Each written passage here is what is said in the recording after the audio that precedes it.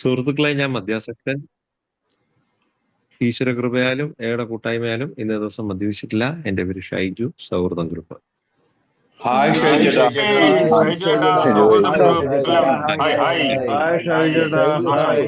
Hi hi എല്ലാവർക്കും hi hi. വളരെ വളരെ സന്തോഷം. ഇന്നൊരു ദിവസം കൂടെ മദ്യത്തിനൊഴിവായി കൂട്ടായ്മയുടെ ഇങ്ങനെ യാത്ര ചെയ്യാൻ അവസരം കിട്ടിയതിന് ശരിക്കും സന്തോഷമുണ്ട്. ഇപ്പം ജ്വാലയിൽ വന്നിട്ട് ഇന്ന് ഇത്തരത്തില് ഇതെങ്ങനെ പ്രവർത്തിക്കുന്നു എന്നുള്ളൊരു വിഷയമായിട്ട് ഒരു ടോപ്പിക്കാണ് അത്. ശരിക്കും ആ ഒരു മീറ്റിംഗ്, ആ ഒരു വിഷയമായിട്ട് ഇന്ന് വന്ന് സംസാരിക്കാനായിട്ടൊരു അവസരം.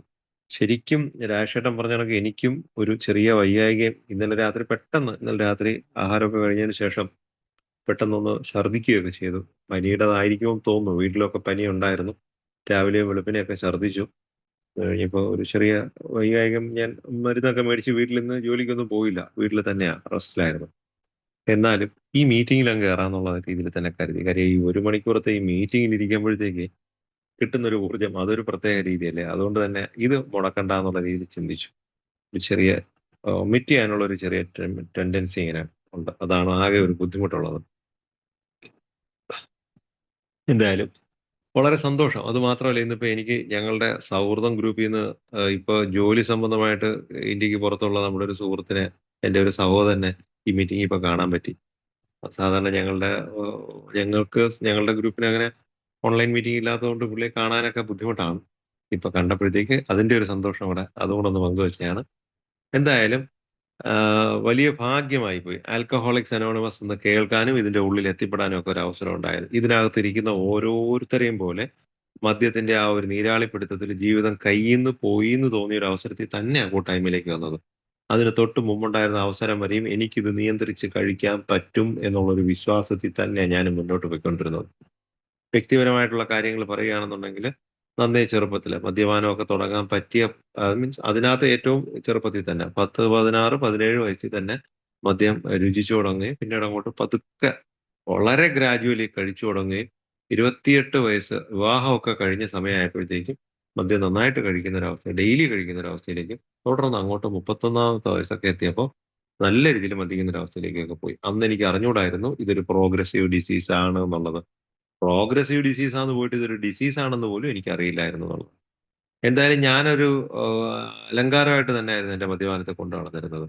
നന്നായിട്ട് ഒരു നല്ല നല്ല രീതിയിൽ ക്വാളിറ്റി ഡ്രിങ്കിങ് എന്നൊക്കെ ഞാൻ സ്വയം വിശേഷിപ്പിച്ച് കൊണ്ടു നടക്കുന്ന ഒരു അവസ്ഥയിലാണ് എൻ്റെ മദ്യപാനത്തെ കൊണ്ടു നടന്നിരുന്നത്. അല്ലാതെ ലോക്കൽ കുടിയൊന്നും എനിക്കില്ലായിരുന്നു. മദ്യപിച്ച് വഴിവക്കിലൊക്കെ വീണ് കിടക്കുന്നവരാണ് മദ്യാസക്തർ അല്ലെങ്കിൽ ആൽക്കഹോളിക് ആയിട്ടുള്ളവർ. എനിക്ക് അത്തരത്തിലൊരു പ്രശ്നമൊന്നും ഉള്ള ഒരാളല്ല എന്ന ധാരണയിൽ തന്നെയാണ് ഞാൻ മദ്യപിച്ച് പോയിക്കൊണ്ടിരുന്നത്. പക്ഷെ ഒരു രീതിയിലും മുന്നോട്ട് വയ്ക്കാൻ, എൻ്റെ ഒരു ഭാഷയിൽ പറയുകയാണെങ്കിൽ, മുന്നോട്ട് ഒരു ചുവട് പോലും വെക്കാൻ ഇല്ലാത്തൊരു സാഹചര്യം എത്തിക്കഴിഞ്ഞപ്പോൾ തന്നെയാ ഇനി ഇതിനെന്ത് മാർഗം എന്നുള്ളതിനെ പറ്റി ചിന്തിക്കാൻ തുടങ്ങിയത്. പലപ്പോഴും എൻ്റെ ജോലി സ്ഥലത്തും വീട്ടിലും ഒക്കെ ഉണ്ടാകുന്ന പ്രശ്നങ്ങൾ, ഞാൻ എടുക്കുന്ന തീരുമാനങ്ങൾ തെറ്റായി പോകുന്ന ഒരു സാഹചര്യം, ജോലിയിലൊക്കെ താല്പര്യം കുറയുന്നു, മറ്റേത് ജോലിക്കൊക്കെ വലിയ ഇമ്പോർട്ടൻസ് കൊടുത്ത് ചെയ്തുകൊണ്ടിരുന്നിടത്ത് വർക്കിനെയൊക്കെ ബാധിക്കുന്ന രീതിയിലും മദ്യപാനം എത്തി തുടങ്ങിയപ്പോഴൊക്കെ ഇതെന്താ ഇങ്ങനെ പോകുന്നത്, ഇത് ഇങ്ങനെ പോയാൽ ശരിയാവത്തില്ലല്ലോ എന്ന് ചിന്തിക്കുന്ന അതേ അവസരത്തിൽ തന്നെ ഒരല്പം കൂടെ കഴിച്ചിട്ട് ചിന്തിക്കാമെന്ന് ചിന്തിക്കുന്ന അവസ്ഥയിലേക്കൊക്കെ പോയി. നിയന്ത്രിക്കാൻ പറ്റാത്ത രീതിയിൽ മദ്യം എന്നെ പിടികൂടി എന്നൊക്കെ എനിക്ക് മനസ്സിലായി. പിന്നീടാണ് ബിഗ് ബുക്കൊക്കെ വായിച്ചതിന് ശേഷമാണ് അത്തരത്തിൽ ചിന്തിക്കുമ്പോഴത്തേക്കും ഒരുപാട് ദൂരം തിരിച്ച് നടക്കാൻ പറ്റാത്ത അത്രയും ദൂരം യാത്ര ചെയ്ത് കഴിഞ്ഞിരിക്കും എന്നൊക്കെ ഇതിനകത്ത് പറഞ്ഞത് പിന്നീടാണ് അതൊക്കെ മനസ്സിലാക്കാൻ പറ്റിയത്. എന്തായാലും ഇനി ഇങ്ങനെ പോയാൽ ശരിയാവത്തില്ല, എങ്ങനെയും മദ്യത്തെ ഒന്ന് നിയന്ത്രിക്കണം എന്ന് ചിന്തിച്ചിട്ടും പിന്നെയും കുറെ കാലം കുടിച്ച് നടന്നു എന്നുള്ളതാണ് കാര്യം. അത്തരം ചിന്തകൾക്കൊന്നും വലിയ സ്ഥാനമില്ലായിരുന്നു. എത്രയും പെട്ടെന്ന് തന്നെ വീണ്ടും കുടിയിലേക്ക് അങ്ങ് ആകർഷിച്ചു പോകുന്നൊരവസ്ഥ ഞാൻ പലപ്പോഴും മീറ്റിങ്ങുകളിൽ ഷെയർ ചെയ്തിട്ടുള്ളതാണ്. ശരീരം മദ്യം ആവശ്യപ്പെടുന്ന സമയത്ത് മനസ്സ് വേണ്ടാന്നും, മദ്യം ആവശ്യപ്പെടുന്ന സമയത്ത് ശരീരം വേണ്ടാന്നും ഒക്കെ പറയുന്ന വല്ലാത്തൊരു ആത്മസംഘർഷമുണ്ട്. അത് ഈ കൂട്ടായ്മയിലുള്ളവർക്കൊക്കെ അനുഭവപ്പെട്ടുള്ളതായിരിക്കും. രാവിലെ ഉണരുമ്പോ തലേന്നത്തെ ആ ഒരു ബുദ്ധിമുട്ട് കണ്ടിട്ട് ഇന്നിനി എന്ത് സംഭവിച്ചാലും ഞാൻ കുടിക്കത്തില്ല എന്നുള്ള തീരുമാനം എടുക്കുകയും ശരീരം മദ്യം ആവശ്യപ്പെട്ട് യാന്ത്രികമായി മദ്യത്തിലേക്ക് അടുക്കുന്ന, യാന്ത്രികമായിട്ടെന്നൊക്കെ പറയുമ്പോൾ അതിന്റെ ഒരു ടെക്നിക്കൽ വാക്കുകൾ പറയുന്നുള്ളു. അങ്ങോട്ട് പേന എടുക്കാനോ എനിക്ക് ഒന്ന് പല്ല് തേച്ച് വൃത്തിയായി കുളിച്ചു വരാനോ പോലും പറ്റാത്ത അവസ്ഥയിലേക്ക് ഒരു വല്ലാത്ത ഒരു ശാരീരികമായിട്ടുള്ള ഒരു ബുദ്ധിമുട്ട്. അത് കാരണം മദ്യം കുടിക്കാനായിട്ട് മനസ്സുകൊണ്ട് തലേന്നത്തെ കാര്യങ്ങൾ എത്ര തന്നെ ബുദ്ധിമുട്ടുണ്ടാക്കിയാലും ഇന്നിനി കുടിക്കണ്ടെന്ന് തീരുമാനിച്ചാലും മദ്യം കഴിക്കാനായിട്ട് ശരീരം ഇറങ്ങിപ്പോകുന്ന ഒരു അവസ്ഥ. തൊട്ടടുത്ത ദിവസം ശാരീരികമായ അവശത, തലേന്ന് കഴിച്ചതിന്റെ ആ ഒരു ബുദ്ധിമുട്ട്, തക്കതായ ഒരു രോഗമൊന്നും എടുത്തു പറയാനൊന്നും ഇല്ലെങ്കിൽ പോലും കിടക്കുന്ന കട്ടിലിൽ നിന്ന് എഴുന്നേക്കാൻ പോലും പറ്റാത്ത രീതിയിലുള്ള ഒരു ശാരീരികമായിട്ടുള്ള അവശത എപ്പ എത്തി, എങ്ങനെയായിരുന്നു ഇന്നലെ രാത്രിയിൽ വന്നിട്ട് ആഹാരം കഴിച്ചോ കുളിച്ചോ എന്ന് പോലും ഓർക്കാൻ പറ്റാതെ തൊട്ടടുത്ത് കിടത്തുറങ്ങുന്ന കൊച്ചു കുഞ്ഞുങ്ങൾ, രണ്ട് മക്കള്, അവരെയൊക്കെ കണ്ടിട്ട് ഇന്നിനി കഴിക്കുന്നില്ല എന്നുള്ള ഒരു അവസ്ഥയിലേക്ക് ചിന്തിക്കുമ്പോഴത്തേക്ക് മാനസികമായിട്ട് മദ്യത്തിലേക്കുള്ളൊരു ആവേശം, മദ്യം ആ ഒരു തലയ്ക്ക് കയറി പിടിച്ചു നിർത്തുന്ന ഒരു അവസ്ഥ. ആ സമയങ്ങൾ ഇങ്ങനെ ഓരോന്ന് പോയി പോയി പോയി ബാറ് തുറക്കുന്ന ഒരു മിനിറ്റ് എത്തുമ്പോഴത്തേക്കും ഇറങ്ങി ഓടുന്ന രീതിയിലേക്ക് പോകുന്ന ഒരു അവസ്ഥ. അപ്പോൾ ശരീരം വേണ്ടാന്ന് പറയുമ്പോൾ മനസ്സും, മനസ്സ് വേണ്ടാന്ന് പറയുമ്പോൾ ശരീരവും മദ്യത്തിലേക്ക് പോകുന്ന വളരെ മോശമായ ഒരു അവസ്ഥയെ തന്നെയാണ്. ഇത് ആർക്കും പറഞ്ഞാൽ മനസ്സിലാവാത്തൊരു കാര്യമായിരുന്നു. ആ അവസ്ഥയെ തന്നെയാണ് ഞാനും കൂട്ടായ്മയിൽ വന്നത്. എന്തായാലും വന്നു കയറിയത് നല്ല സ്ഥലത്തായിരുന്നതുകൊണ്ടും ഒരു കൂട്ടം നല്ല ആൾക്കാരോടൊപ്പം യാത്ര തുടങ്ങാൻ പറ്റിയതുകൊണ്ടും എനിക്ക് ആൽക്കഹോളിക്സ് അനോണിമസ് എന്താണെന്ന് മനസ്സിലാക്കാൻ പറ്റിയെന്നുള്ളതാണ്. ഇതൊരു രോഗമാണെന്നൊന്നും അറിയില്ലായിരുന്നു. കൂട്ടായ്മയിൽ വന്നതിന് ശേഷമാണ് ആദ്യമായിട്ട് രോഗം എന്നുള്ള വാക്ക് പോലും, ഈ ആൽക്കഹോളിക്സം എന്ന് പറയുന്ന രോഗമാണെന്നുള്ള കാര്യം പോലും ഞാൻ അറിയുന്നത്. സ്വാഭാവികമായിട്ടുള്ള ഒരു അന്വേഷണം, അങ്ങനെയാണെങ്കിൽ ഇത് എന്താ രോഗം, എനിക്കും ഈ രോഗവും ഉണ്ടോ, സംശയമായിരുന്നു എനിക്കിത് ഉണ്ടോ എന്നുള്ളത്. അപ്പൊ അതിനെ പരീക്ഷിച്ച് നോക്കാനൊക്കെ പറഞ്ഞെങ്കിലും പരീക്ഷണത്തിലേക്കൊന്നും മുതിർന്നില്ല. കാരണം ഞാൻ അതിന് വന്നു കയറുന്നതിന് തൊട്ട് മുമ്പ് വരെയുള്ള ഒരു എന്റെ ബുദ്ധിമുട്ടുകളിൽ നിന്നും എനിക്ക് വല്ലാത്തൊരു മോചനമായിരുന്നു. കൃത്യമായ സമയത്ത് ആഹാരം കഴിക്കുക, കൃത്യമായിട്ട് കിടന്ന് ഉറങ്ങാൻ പറ്റുന്ന ഒരു അവസരം, എന്റെ ജോലിയിലൊക്കെ കാര്യങ്ങൾ തിരക്കാൻ പറ്റുന്നു. എന്റെ തൊഴിലുമായിട്ട് ബന്ധപ്പെട്ട് എനിക്ക് പ്രിന്റിംഗ് പ്രസ്സാണ്.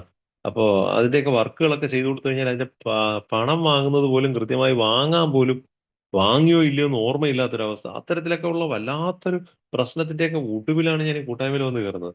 കൂട്ടായ്മയിൽ വന്ന് മദ്യം മാറ്റിവെച്ച് ദിവസങ്ങൾ അങ്ങോട്ട് കഴിഞ്ഞപ്പോൾ ഇത്തരം കാര്യങ്ങൾക്കൊക്കെ ഒരുപാട് പരിഹാരം കിട്ടിത്തുടങ്ങി എന്നുള്ളതാണ്. അതുകൊണ്ട് തന്നെ ഒരു പരീക്ഷണത്തിന് മുതിർന്നില്ല. എങ്കിലും എനിക്ക് ഈ രോഗം ഉണ്ടോ അല്ലെങ്കിൽ ഈ രോഗം എന്താണ് എന്ന് മനസ്സിലാക്കാനായിട്ട് ഞാൻ ആഗ്രഹം ഉണ്ടായിരുന്നു എന്നുള്ളതാണ്. ആ കാലയളവിലാണ് എൻ്റെ ഒപ്പം യാത്ര ചെയ്യുന്ന ഒരു ചില ആൾക്കാരുടെ ഷെയറിങ്ങുകൾ വല്ലാതെ തന്നെ ഈ കൂട്ടായ്മയിൽ വന്നപ്പോഴത്തേക്ക് കൂട്ടായ്മയിൽ ഉണ്ടായിരുന്നവരുടെ ഓരോ ഷെയറിങ്ങുകളാണ് എനിക്കും ഇത്തരം രോഗാവസ്ഥ ഉണ്ടോ എന്നൊക്കെ തിരിച്ചറിയാൻ എനിക്ക് അവസരം ഒരുക്കിയതെങ്കിൽ, ഒരു ചില വ്യക്തികളുടെ ഷെയറിങ്ങുകൾ വല്ലാതെ ഹൃദയത്തിലേക്ക് ആഴ്ന്നിറങ്ങുന്നതായിട്ട് എനിക്ക് മനസ്സിലാക്കാൻ പറ്റിയെന്നുള്ളതാണ്. ആ ഒരു വാക്ക് ഞാൻ പറയാം, പെനട്രേറ്റ് ചെയ്ത് കയറുന്ന പോലെ, ഇങ്ങനെ ചാട്ടുളി പോലെ ഇങ്ങനെ ഹൃദയത്തിലേക്ക് കുത്തിത്തുളച്ച് കയറുന്നു. അവരുടെ അനുഭവങ്ങളും ശക്തിയും പിന്നീടുള്ള അവരുടെ പ്രതീക്ഷയും, ഇത് മൂന്നും ഒരുപോലെ എന്നിൽ പ്രവർത്തിച്ചു എന്നുള്ളതാണ്. അപ്പൊ എന്റെ പഴയകാല അനുഭവങ്ങൾ കേൾക്കുന്നതിനോടൊപ്പം കൂട്ടായ്മയിൽ വന്ന ദിവസങ്ങളിൽ എനിക്കുള്ള പ്രശ്നങ്ങളുടെ ആ ഒരു ആഴം അവരുടെ ഷെയറിങ്ങിൽ എനിക്ക് മനസ്സിലാക്കാൻ പറ്റിയപ്പോൾ, ഇനി ഞാൻ എങ്ങനെയാണ് മുന്നോട്ട് പോകേണ്ടത്, എനിക്ക് എന്താണ് ഇനി മുന്നിലുള്ള ലക്ഷ്യം എന്നുള്ള കാര്യത്തെ അവരിൽ നിന്ന് തന്നെ എനിക്ക് മനസ്സിലാക്കാനും ഒക്കെ പറ്റി. മാത്രമല്ല, ആ ഒരു ചില വ്യക്തികൾക്കുള്ള ഒരു പ്രത്യേകത, അവരുടെ സംസാരത്തില്, പെരുമാറ്റത്തില്, ആ വിഷയങ്ങളെ കൈകാര്യം ചെയ്യുന്ന രീതിയില്. ഞാൻ ആദ്യം ശ്രദ്ധിച്ചത് ആൽക്കഹോളിക്സ് അനോണിമസിന്റെ റിക്കവറി മീറ്റിംഗിന്റെ ഉള്ളിൽ ഷെയർ ചെയ്യുന്ന ഒരു അവസരത്തിലാണെങ്കില്, അത് പതുക്കെ പതുക്കെ പിന്നീട് അവരുമായിട്ട് സംസാരിക്കുമ്പോൾ പോലും അവർ അത്തരത്തിലായിരുന്നു. അവർ മറ്റു വിഷയങ്ങൾ കൈകാര്യം ചെയ്യുന്നതിലും ഒരു സ്വാത്വികമായ ഒരവസ്ഥ. അവരുടെ പഴയ കഥകൾ പറയുമ്പോഴത്തേക്ക് ഒരു ബന്ധവും ഇല്ലാത്തൊരു ജീവിതവും. മദ്യപിച്ചിരുന്ന കാലയളവിൽ വളരെ ഒരു പരുക്കനായിട്ടൊക്കെ പെരുമാറി ജീവിച്ചു പോന്നിരുന്നവരൊക്കെ ഇപ്പൊ ജീവിതത്തിൽ വല്ലാതൊരു ലാളിത്യം ജീവിതത്തിൽ കാണുന്ന അവരുടെ സംസാരത്തിലും പെരുമാറ്റത്തിലും ഒക്കെ കണ്ടപ്പോ അവരോട് വല്ലാത്തൊരു താല്പര്യം തോന്നി. എന്താണ് അതിന്റെ പ്രത്യേകത എന്ന് മനസ്സിലാക്കാൻ, ഞാൻ കൂട്ടായ്മയിൽ വന്ന് 2 മാസം ആവുന്നേ ഉള്ളൂ ഈ കാലയളവ്. എനിക്ക് അതിനെപ്പറ്റി കൂടുതലൊന്നും അറിയില്ല. അപ്പൊ ഞാൻ അത് മനസ്സിലാക്കാനായിട്ട് അവരുടെ ഒപ്പം കൂടിയപ്പോ എനിക്ക് വേണ്ടത് കൃത്യമായി മീറ്റിംഗ് കിട്ടുന്നുമുണ്ട്. സ്റ്റിക്ക് ഓൺ വിത്ത് വിന്നേഴ്സ് എന്ന് അപ്പോഴാണ് പറഞ്ഞു കേട്ടത്. വിജയിച്ചവരോടൊപ്പം ചേർന്ന് നിൽക്കുക. എന്താണ് അവരുടെ പ്രത്യേകത? ഞാൻ ആദ്യം കരുതി അവർ അത്തരത്തിലുള്ളവരായിരിക്കും. പിന്നീടാണ് അതല്ല. ആൽക്കഹോളിക്സ് അനോണിമസിന്റെ പ്രോഗ്രാം, ആ തത്വങ്ങൾ ജീവിതത്തിൽ മനസ്സിലാക്കി ജീവിതത്തിൽ പെരുമാറി പോകുന്നവരാണ്. വിഷയങ്ങളെ ആ രീതിയിൽ കൈകാര്യം ചെയ്യുന്നത് കൊണ്ടാണ് ആൽക്കഹോളിക്സ് അനോണിമസിനകത്ത് വന്നതിന് ശേഷം അവർക്ക് അത്തരത്തിലൊരു മാറ്റം സംഭവിച്ചതെന്ന് പറഞ്ഞപ്പോഴത്തേക്ക് എനിക്കും ഒരു ചെറിയ ആഗ്രഹമായി. കാര്യം ജീവിതത്തിൽ ഒരിക്കൽ പോലും ഞാൻ അത്തരത്തിൽ ചിന്തിക്കുകയോ പ്രവർത്തിക്കുകയോ ചെയ്തിരുന്ന ഒരാളല്ല. 17 വയസ്സ് കഴിഞ്ഞപ്പോ തന്നെ സ്വന്തമായിട്ടൊരു ചെറിയ പ്രസ്ഥാനമൊക്കെ തുടങ്ങി. അത്യാവശ്യം അത് ഒരു ജീവിത മാർഗമാക്കി കൊണ്ടുനടക്കാൻ പറ്റുന്ന രീതിയിലേക്ക് അത് വളരുകയും, പിന്നീട് തിരിഞ്ഞു നോക്കേണ്ടാത്ത രീതിയിൽ ആ ഒരു പ്രസ്ഥാനം മുന്നോട്ട് കൊണ്ടുപോകുന്ന ഒരവസ്ഥയാണ് ഇന്നും ഉണ്ടായിട്ടുള്ളത്. അതുകൊണ്ട് തന്നെ സ്വാഭാവികമായ ഒരു ചെറിയ അഹങ്കാരം, ഇത് ഞാൻ ഇപ്പൊ പറയുമ്പോൾ പോലും എന്നിൽ അത് നിഴലിക്കുന്നു എന്നുള്ളത് എനിക്ക് തിരിച്ചറിയാൻ പറ്റുന്നുണ്ടെന്നുള്ളതാണ്. അത്തരത്തിലൊരു അഹങ്കാരം മറ്റാരെയും ഇതാവേണ്ട കാര്യമില്ല. ഞാൻ എന്റെ സ്വന്തം കാലിൽ നിൽക്കുന്ന ഒരാള്, സ്വന്തം ആവശ്യങ്ങളൊക്കെ സ്വന്തമായിട്ട് തന്നെ ചെയ്യുന്ന ഒരാള്. ഞാൻ അതൊക്കെ വളരെ എന്താ പ അവര് വളരെ എന്താ പറയാ, അഭിമാനത്തോടുകൂടി പലപ്പോഴും പലയിടത്തും പറഞ്ഞിട്ടുണ്ട്. 17 വയസ്സിന് ശേഷം ഞാൻ എന്റെ കുടുംബത്തിൽ നിന്ന് പോലും, എന്റെ മാതാപിതാക്കളിൽ നിന്ന് പോലും ഒരു 10 രൂപ പോലും വാങ്ങി ഞാൻ എന്റെ കാര്യങ്ങൾ ചെയ്യേണ്ടി വന്നിട്ടില്ല. എല്ലാം സ്വന്തമായിട്ട് കൈകാര്യം ചെയ്യുന്നു. സത്യത്തിൽ അത് അങ്ങനെയൊക്കെ തന്നെയാണെങ്കിലും ഞാൻ അതിനെ പറഞ്ഞിരുന്നത് മറ്റൊരു തരത്തിലായിരുന്നു. എന്റെ ഒരു കഴിവായിട്ട്, എന്റെ പ്രാപ്തിയായിട്ട്, എന്റെ ഒരു വലിയ ക്രെഡിബിലിറ്റി ആയിട്ടാണ് ഞാൻ അതിനെയൊക്കെ കണ്ടിരുന്നത്. പക്ഷേ എന്തായാലും അതിന്റെയൊക്കെ ഭാഗമായിട്ട് തന്നെ എന്റെ ഉള്ളില് അല്പം അഹങ്കാരവും ഒക്കെ വളർന്നു കൂടിയിട്ടുണ്ടായിരുന്നു. അതുകൊണ്ട് തന്നെ ആരെയും ആരെയും കൂസാത്ത രീതിയിലുള്ള ഒരു സംസാരവും പെരുമാറ്റവും എന്നാൽ ഉള്ളില് നന്നായിട്ട് ഭയമൊക്കെ ഉള്ള ആളും തന്നെയായിരുന്നു. പുറമെ അതൊന്നും കാണിക്കാതെ ഞാനൊരു വലിയ ധൈര്യശാലിയാണ്, തന്റേടിയാണ്, അഹങ്കാരം ഒരു ദേഷ്യ രൂപത്തിൽ കാണിക്കുന്ന ഒരാളായിരുന്നു. എല്ലാം കൃത്യമായിട്ട് കൈകാര്യം ചെയ്യണമെന്നൊക്കെ ഉള്ള രീതിയില്. ഇതൊക്കെ ഞാൻ വലിയ ഒരു ആഡംബരമായിട്ട് കൊണ്ട് നടക്കുന്ന ഒരു അവസ്ഥയായിരുന്നു. സാമ്പത്തികമൊക്കെ കൈകാര്യം ചെയ്യുന്നതിലൊക്കെ ഭയങ്കര ധാരാളിത്തം കാണിച്ച്, എന്നാൽ വളരെ ലുബ്ധനായ ഒരാള് തന്നെയായിരുന്നു ഞാനും. പക്ഷേ മറ്റുള്ളവരുടെ കണ്ണില് ഞാനൊരു വലിയ സംഭവമാണെന്നൊക്കെ കാണുന്ന രീതിയിൽ തന്നെ ജീവിച്ച് മുന്നോട്ട് പോകുന്ന ഒരാളായിരുന്നു. കൂട്ടായ്മയില് വന്ന് ഈ ഒരു ചില വ്യക്തികളിൽ കണ്ട ആകർഷണീയതയാണ് അവരില് വന്ന മാറ്റം എന്താണെന്ന് എനിക്ക് മനസ്സിലാക്കാനും, അവിടെയാണ് എനിക്കും അങ്ങനെ ആവണം എന്നൊരാഗ്രഹം. ആ ലാളിത്യം ഉള്ള ഒരു ജീവിതം. വിഷയങ്ങളെ അതിന്റേതായിട്ടുള്ള വലിപ്പത്തിൽ കണ്ട് ക്രമപ്പെടുത്തേണ്ടതിനെ ക്രമപ്പെടുത്തി, മാറ്റി നിൽക്കേണ്ടിടത്ത് മാറി നിന്ന്, ഇറങ്ങി പ്രവർത്തിക്കേണ്ടിടത്ത് ഇറങ്ങി പ്രവർത്തിക്കുന്ന രീതിയിലുള്ള ഒരു രീതി. എനിക്കത് നന്നായിട്ടങ്ങ് ബോധ്യപ്പെട്ടു എന്നുള്ളതാണ്. അപ്പോഴാണ് കാര്യങ്ങൾ കൂടുതൽ മുന്നോട്ട് മനസ്സിലാക്കാൻ പറ്റി. ഈ തത്വങ്ങള് ജീവിതത്തില് മനസ്സിലാക്കിയെടുക്കുക, അത് ജീവിതത്തില് പരിശീലിക്കുന്നത് വഴി എനിക്കും അത്തരത്തിലാകാം. കാരണം ഇനിയാണ് നമ്മൾ ഈ പ്രോഗ്രാമുമായിട്ട് ബന്ധപ്പെട്ടാണ് ഇതെങ്ങനെ പ്രവർത്തിക്കുന്നു എന്നുള്ള പ്രോഗ്രാമുമായിട്ട് ബന്ധപ്പെട്ട് തന്നെയാണ് ഞാൻ ഇന്നത്തെ മീറ്റിംഗില് ഞാന് തയ്യാറായി വന്നിരിക്കുന്നത്. കാരണം ഞാന് മദ്യത്തിന് മുന്നിൽ ശക്തിഹീനനാണ് എന്നുള്ളൊരു കാര്യം എനിക്ക് മനസ്സിലായി. അത് കൂട്ടായ്മയിൽ വരുന്നതിന് മുമ്പ് തന്നെ ഞാൻ സമ്മതിച്ചിരുന്നൊരു കാര്യമാണ് വ്യക്തിപരമായി. എനിക്ക് പരാജയം സംഭവിച്ചു. കാര്യം എനിക്ക് നിയന്ത്രിക്കാൻ ഒരു മാർഗവുമില്ല. ഞാന് എത്ര തന്നെ മാറ്റി നിർത്തണമെന്ന് വിചാരിച്ചു കഴിഞ്ഞാലും, ഒരല്പം മദ്യം കഴിച്ചു കഴിഞ്ഞാൽ പിന്നെ വീണ്ടും, വീണ്ടും, വീണ്ടും കുടിച്ചു, കുടിച്ചു പോകുന്നൊരവസ്ഥ ജീവിതത്തില് കണ്ടപ്പോ, ഞാൻ മദ്യത്തിന് മുന്നിൽ ശക്തിഹീനനാണെന്നൊക്കെ എനിക്ക് തോന്നി. ആൽക്കഹോളിക്സ് അനോണിമസിന്റെ ഒന്നാമത്തെ പടി അത് തന്നെയായിരുന്നു. ഞങ്ങളുടെ ജീവിതം അനിയന്ത്രിതമായി പോയെന്നുള്ളതാണ്. അപ്പൊ ഞാൻ കരുതിയിരുന്നത് മദ്യപാനമാണ് എന്റെ പ്രശ്നം. ഈ മദ്യം ഒന്ന് നിയന്ത്രിക്കാൻ അല്ലെങ്കില് കൂട്ടായ്മയിൽ വന്നതിന് ശേഷം എനിക്കത് മനസ്സിലാക്കാൻ പറ്റി. നിയന്ത്രിക്കാനുള്ള ഒരു അവസരം എനിക്കിവിടെ ഇല്ല. എന്നെപ്പോലൊരു മദ്യാസക്തനെ സംബന്ധിച്ചിടത്തോളം മാറ്റി നിർത്താനുള്ള ഒരു സാഹചര്യം മാത്രമേ ഉള്ളൂ. അത്തരത്തില് ഇന്നൊരു ദിവസത്തേക്ക് അവിടെയും വലിയ വിഷയങ്ങളുണ്ടായിരുന്നു. കുടിച്ചുകൊണ്ട് നടക്കുന്ന കാലഘട്ടത്തില് എനിക്ക് നന്നായിട്ട് അറിയാം. ഈ കുടി മോശമാണെന്നുള്ളത്. ഞാൻ ആദ്യം മദ്യപിക്കുന്നത് വലിയ ആഹ്, ആഡംബരത്തിലായിരുന്നു. നല്ല സന്തോഷമായിട്ടായിരുന്നു. ക്വാളിറ്റി ഡ്രിങ്കിങ് ഒക്കെ ആണെന്നൊക്കെ പറഞ്ഞിട്ട് എക്സിക്യൂട്ടീവ് ബാറിൽ പോയി അത്തരം മദ്യപാനമൊക്കെ ആയിരുന്നു ചെയ്തുകൊണ്ടിരുന്നെങ്കില്, പിന്നീടുള്ള അവസാന സമയങ്ങളിലൊക്കെ രാവിലെ തുടക്കം കുറിക്കുന്നത് അങ്ങനെ രാത്രി ഏതെങ്കിലുമൊക്കെ ബാറിൽ കയറി എന്തെങ്കിലുമൊക്കെ വാങ്ങി കുടിക്കുന്ന അവസ്ഥയിലേക്കൊക്കെ പോയിരുന്നു എന്നുള്ളതാണ്. അപ്പൊ ആ ഒരു ശക്തിഹീനത തീർച്ചയായിട്ടും മനസ്സിലാക്കി എന്നോട് എനിക്ക് ഒന്നും ചെയ്യാൻ പറ്റാതെ വാരി വിഴുങ്ങുന്ന അവസ്ഥയിലേക്ക് മധ്യത്തിൽ എത്തിയപ്പോഴത്തേക്ക് എനിക്ക് തന്നെയും എന്റെ ചുറ്റുപാടുമുള്ള പല സുഹൃത്തുക്കളും എന്തിന് ബാറിലുള്ള സ്റ്റാഫുകൾ പോലും എന്നോട് പറയാൻ തുടങ്ങി എന്നുള്ളതാണ്. എന്റെ കുടി അത്ര നല്ലതല്ല. ഇങ്ങനെ കുടിക്കരുതെന്ന്. എനിക്ക് നന്നായിട്ട് അത് ധാരണയുണ്ടായിരുന്നു. അവസാന സമയങ്ങളില് ഞാൻ കുടിക്കുന്ന രീതി എനിക്ക് തന്നെ അറിയാം. ഇതെവിടെ പോയി അവസാനം ഞാനതങ്ങ് വിട്ടു എന്നുള്ളതാണ്. ഇനി എനിക്കിത് നിയന്ത്രിക്കാൻ കഴിയത്തില്ല. ഇങ്ങനെ തന്നെ ഇത് തീരുവുള്ളൂ എന്നൊക്കെ ഉള്ളത് എന്റെ 42ാമത്തെ വയസ്സിൽ ഞാൻ ചിന്തിച്ച ഒരാളാണ്. അതുകൊണ്ട് തന്നെയാണ് പത്രത്തില് ചരമകോളം എടുത്ത് വായിക്കുന്ന ഒരു അവസ്ഥയൊക്കെ എനിക്ക് അപ്പോഴെത്തി. കാര്യം ഞാനും ഇനി വലിയ താമസമില്ലാതെ മരണത്തിലേക്ക് എത്തുമെന്നൊക്കെ ഞാനും ആ സമയത്ത് ചിന്തിച്ചിരുന്നു എന്നുള്ളതാണ്.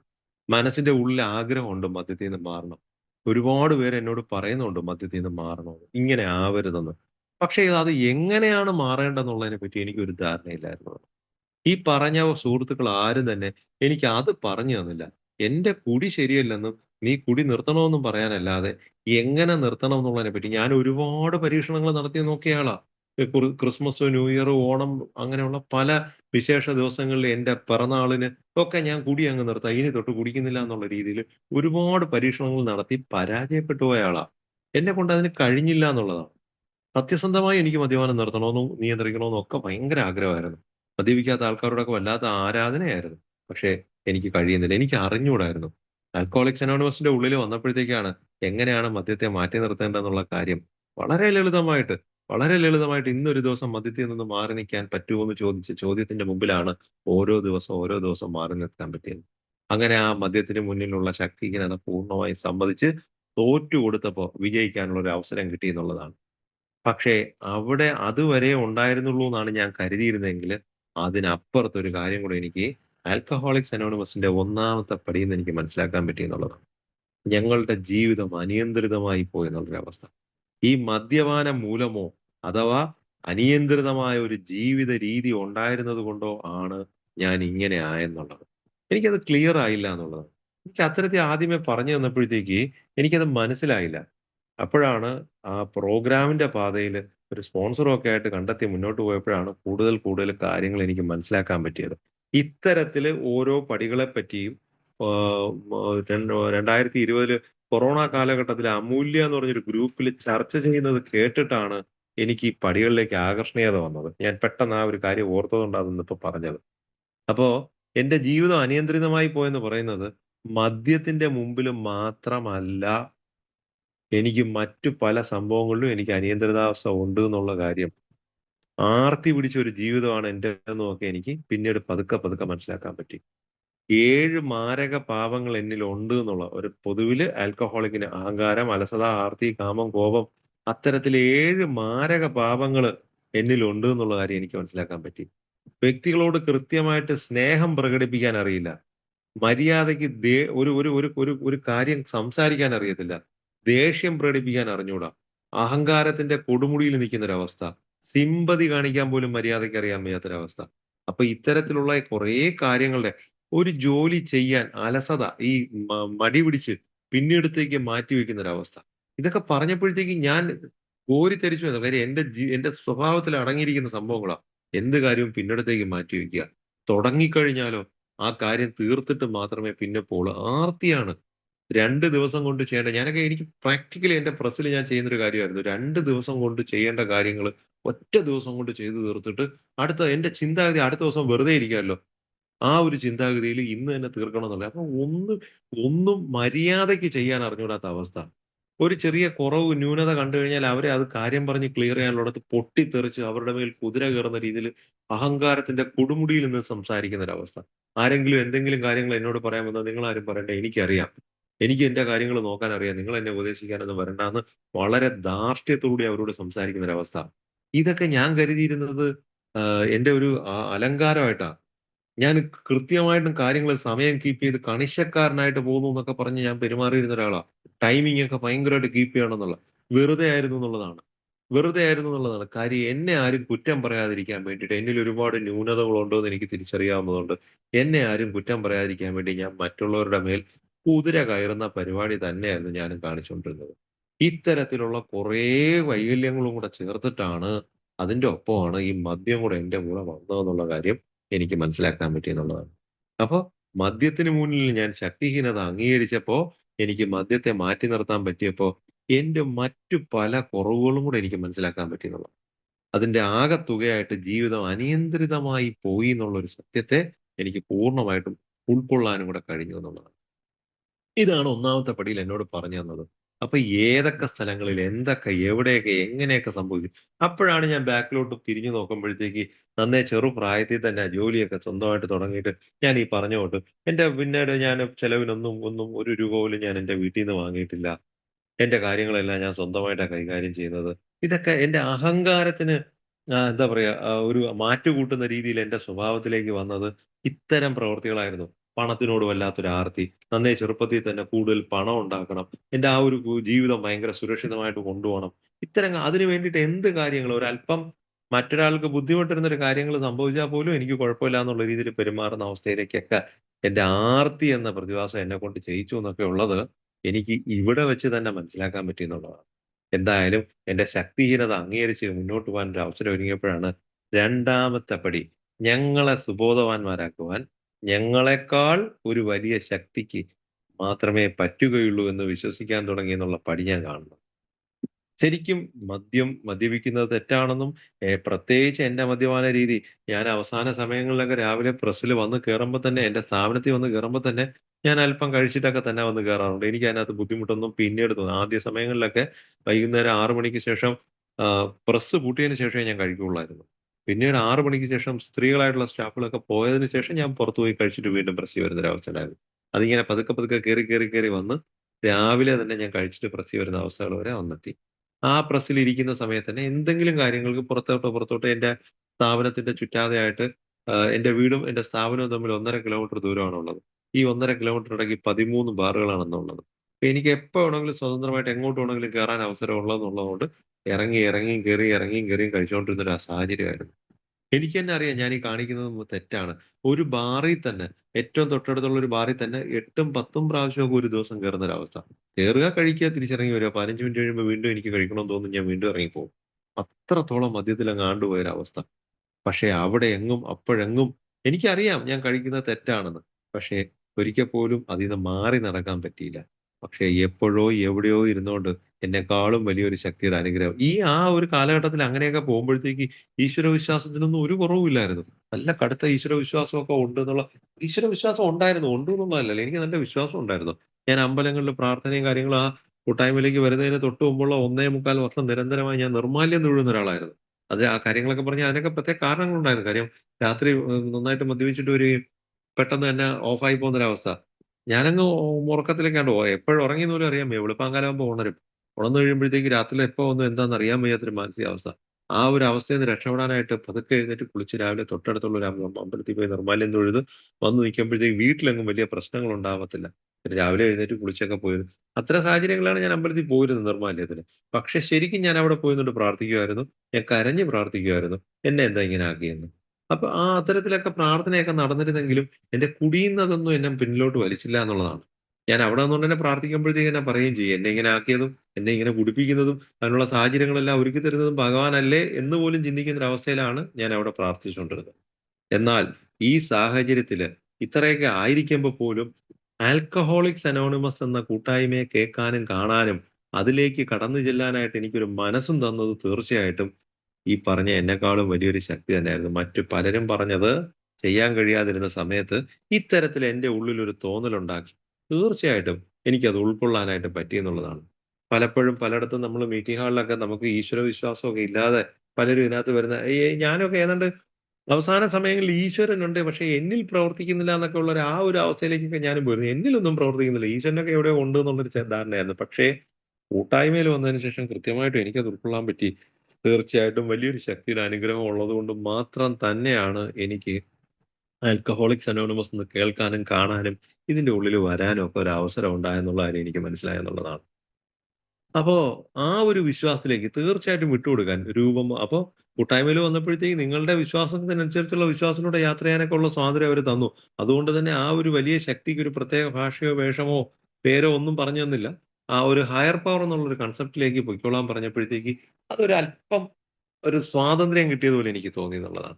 ഏതെങ്കിലും ഒരു ദൈവത്തിന്റെ പേര് പറഞ്ഞിട്ട് അതായിരുന്നു എന്ന് പറഞ്ഞിരുന്നെങ്കിൽ ഒരു പക്ഷേ ഇത്രത്തോളം സ്വാതന്ത്ര്യം എനിക്ക് വരൂലായിരുന്നു. അവനവന്റെ കാഴ്ചപ്പാടിലുള്ള ഒരു വലിയ ശക്തിയെ കണ്ടെത്തി മുന്നോട്ട് പോകാനൊക്കെ പറഞ്ഞപ്പോഴത്തേക്ക് തീർച്ചയായിട്ടും അത് വളരെ സഹായകരമായി എന്നുള്ളതാണ്. കാര്യം ജീവിതത്തിൽ ഒരിക്കൽ പോലും ഇനി കുടിക്കാതെ ജീവിക്കാൻ കഴിയില്ല എന്ന് വിചാരിച്ചിരുന്നിടത്തുനിന്ന് ഒരു മരുന്നിന്റെയോ, ഒരു ഗുളികയുടെയോ, ഒരു കൗൺസിലിങ്ങിന്റെയോ പോലും സഹായമൊന്നും ഇല്ലാതെ എനിക്ക് ഒരൊറ്റ ദിവസം കൊണ്ട് മദ്യത്തെ മാറ്റി നിർത്തി ആൽക്കഹോളിക്സ് അനോണിമസിനകത്തൂടെ യാത്ര ചെയ്യാൻ അവസരം കിട്ടിയെങ്കിൽ തീർച്ചയായിട്ടും അതൊരു വലിയ ശക്തിയുടെ അനുഗ്രഹമാണെന്ന് ഞാൻ പൂർണ്ണമായിട്ടും വിശ്വസിക്കുന്നു എന്നുള്ളതാണ്. അപ്പൊ എന്റെ ജീവിതത്തിൽ എന്നെപ്പോലൊരു മദ്യാസക്തന് അത്രത്തോളം വളരെ വളരെ അധപ്പതിച്ച അതിരുവിട്ട കുടിച്ച് റോഡ് വക്കിലൊന്നും വീണ് കിടന്നിട്ടില്ല. വഴിയിൽ അടിപിടി കേസുകളിലൊന്നും പോയിട്ടില്ലെങ്കിൽ പോലും ഒരു ദിവസം എത്ര പ്രാവശ്യം ഞാൻ മദ്യപിച്ചു എന്നുള്ളത് അവസാന സമയങ്ങളിൽ എനിക്ക് കണ്ടുപിടിക്കാൻ കഴിയില്ലായിരുന്നു എന്നുള്ളത്. ഒരു ദിവസം എത്ര പെഗ് മദ്യം കഴിച്ചു എന്നുള്ളതും എനിക്ക് കണ്ടുപിടിക്കാൻ കഴിയില്ലായിരുന്നു. കാര്യം ഞാൻ അത്രത്തോളം മദ്യപിക്കുന്ന ഒരു അവസ്ഥയിലേക്ക് ഞാൻ എത്തിപ്പെട്ടിരുന്നു എന്നുള്ളതാണ്. ഒരുപാട് പെഗ് കഴിക്കുന്നു എന്നുള്ളതുകൊണ്ടല്ല. ഒരു ദിവസം എത്ര പ്രാവശ്യം ഞാൻ കേറുന്നു എന്ന് പോലും എനിക്ക് ഓർമ്മയില്ലാത്ത അതുകൊണ്ട് തന്നെ അത്രത്തോളം അങ്ങ് ആണ്ടുപോയൊരവസ്ഥേന്നാണ് എനിക്ക് ഒറ്റ ദിവസം കൊണ്ട് മദ്യത്തെ നീക്കി നിർത്തി പിന്നീട് കഴിക്കേണ്ടാത്തതായിട്ടുള്ള രീതിയിൽ ജീവിക്കാൻ ഒരു അവസരം ഒരുക്കി കിട്ടിയത്. തീർച്ചയായിട്ടും അതൊരു വലിയ ശക്തിയുടെ അനുഗ്രഹം ഉള്ളത് കൊണ്ട് തന്നെയാണ്. അതിനകത്ത് ഞാൻ പൂർണ്ണമായിട്ടും വിശ്വസിക്കാൻ തുടങ്ങി എന്നുള്ളതാണ്. കൃത്യമായ അളവിൽ മൂന്നാമത്തെ പടി എനിക്ക് പറഞ്ഞു തന്നു. ഞങ്ങളുടെ ഇച്ഛകളും ജീവിതവും ഞങ്ങൾ മനസ്സിലാക്കുന്ന ദൈവത്തിന്റെ സംരക്ഷണത്തിൽ വിട്ടുകൊടുക്കാൻ തീരുമാനിച്ചു എന്ന്. അപ്പോ എങ്കിൽ പിന്നെ ഇത്രയും ഈ 42 കൂട്ടായ്മയിൽ കടന്നു വരുമ്പോൾ എനിക്ക് 42 വയസ്സ് 43ാമത്തെ വയസ്സിലാണ് ഞാൻ കൂട്ടായ്മയിൽ കടന്നു വരുന്നത്. ആ 43 വയസ്സ് വരെ 17 വയസ്സിൽ ഞാൻ മദ്യം കഴിച്ചെങ്കിലും രുചിച്ചെങ്കിലും എന്റെ കുടി തുടങ്ങുന്നത് 28 വയസ്സിലാണ്. കൃത്യമായും ഡെയിലി മദ്യപിക്കുന്ന ഒരു അവസ്ഥയിലേക്ക് വന്നു. ആ 28 വയസ്സ് തൊട്ട് 43 വയസ്സ് വരെയുള്ള ആ കുടിയില് അത്രയും കാലത്തെ കുടിച്ചു മുന്നേറുകയായിരുന്നു എന്നുള്ളതാണ്. ഓരോ ദിവസം കഴിയും പ്രോഗ്രസീവ് ഡിസീസ് എന്നൊക്കെ ഉള്ളത് എന്റെ കുടിയുടെ ആ ഗ്രാഫ് എടുത്ത് നോക്കിക്കഴിഞ്ഞാൽ കൃത്യമായിട്ടും കാണാൻ പറ്റും.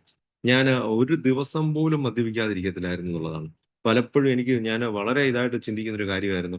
നമ്മൾ ഇപ്പൊ എന്റെയൊക്കെ സുഹൃത്തുക്കളുടെ ഇടയിലൊക്കെ പലരും ശബരിമലയ്ക്കൊക്കെ പോകാൻ അവരുടെ വ്രതങ്ങൾ മതവുമായിട്ട് ബന്ധപ്പെട്ട ഏതെങ്കിലും ആവശ്യങ്ങളിലൊക്കെ വ്രതം പിടിക്കുന്ന സമയത്തൊക്കെ അവർ മദ്യപിക്കാതിരിക്കുന്ന ഒരു സാഹചര്യം ഞാൻ കണ്ടിട്ടുണ്ട്. പക്ഷെ എന്നെ കൊണ്ട് അതിനും കഴിഞ്ഞിരുന്നില്ല എന്നുള്ളതാണ്. ഏത് സാഹചര്യത്തിലും ഞാൻ മദ്യം കഴിക്കുമായിരുന്നു. എനിക്ക് അതിന് ന്യായീകരണം ഉണ്ടായിരുന്നു. ഈ ദൈവം തന്നെയല്ലേ എനിക്ക് ഇതിനുള്ള അവസരങ്ങൾ ഒരുക്കി തരുന്നത്, അതുകൊണ്ട് തന്നെ ഞാൻ കുടിക്കുന്നു എന്നുള്ള രീതിയിൽ. ഒരു മലയ്ക്ക് പോകാനായിട്ട്, ശബരിമലയ്ക്ക് പോകാനായിട്ട് വ്രതം പിടിച്ചാൽ പോലും ഞാൻ വ്രതമായിരിക്കും. മത്സ്യമാംസാദികളൊന്നും കഴിക്കാതെ കൃത്യമായി നിൽക്കുന്ന അവസരത്തിൽ പോലും ഞാൻ മദ്യം കഴിക്കുമായിരുന്നു.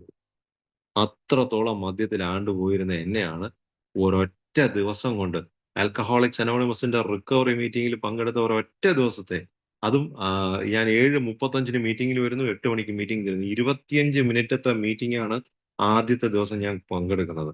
പക്ഷെ അന്ന് ആ ഒരൊറ്റ ദിവസത്തെ മീറ്റിംഗ് തന്നെ അടുത്ത ദിവസം ഞാൻ കുടിക്കാതെ മീറ്റിംഗിൽ വരണമെന്ന് തീരുമാനമെടുക്കാൻ എനിക്കൊരു അവസരം കിട്ടിയെന്നുള്ളത്. ഇന്ന് കുടിക്കാതിരിക്കാമോ എന്നുള്ള ചോദ്യം മാത്രമേ ഉണ്ടായിരുന്നുള്ളൂ.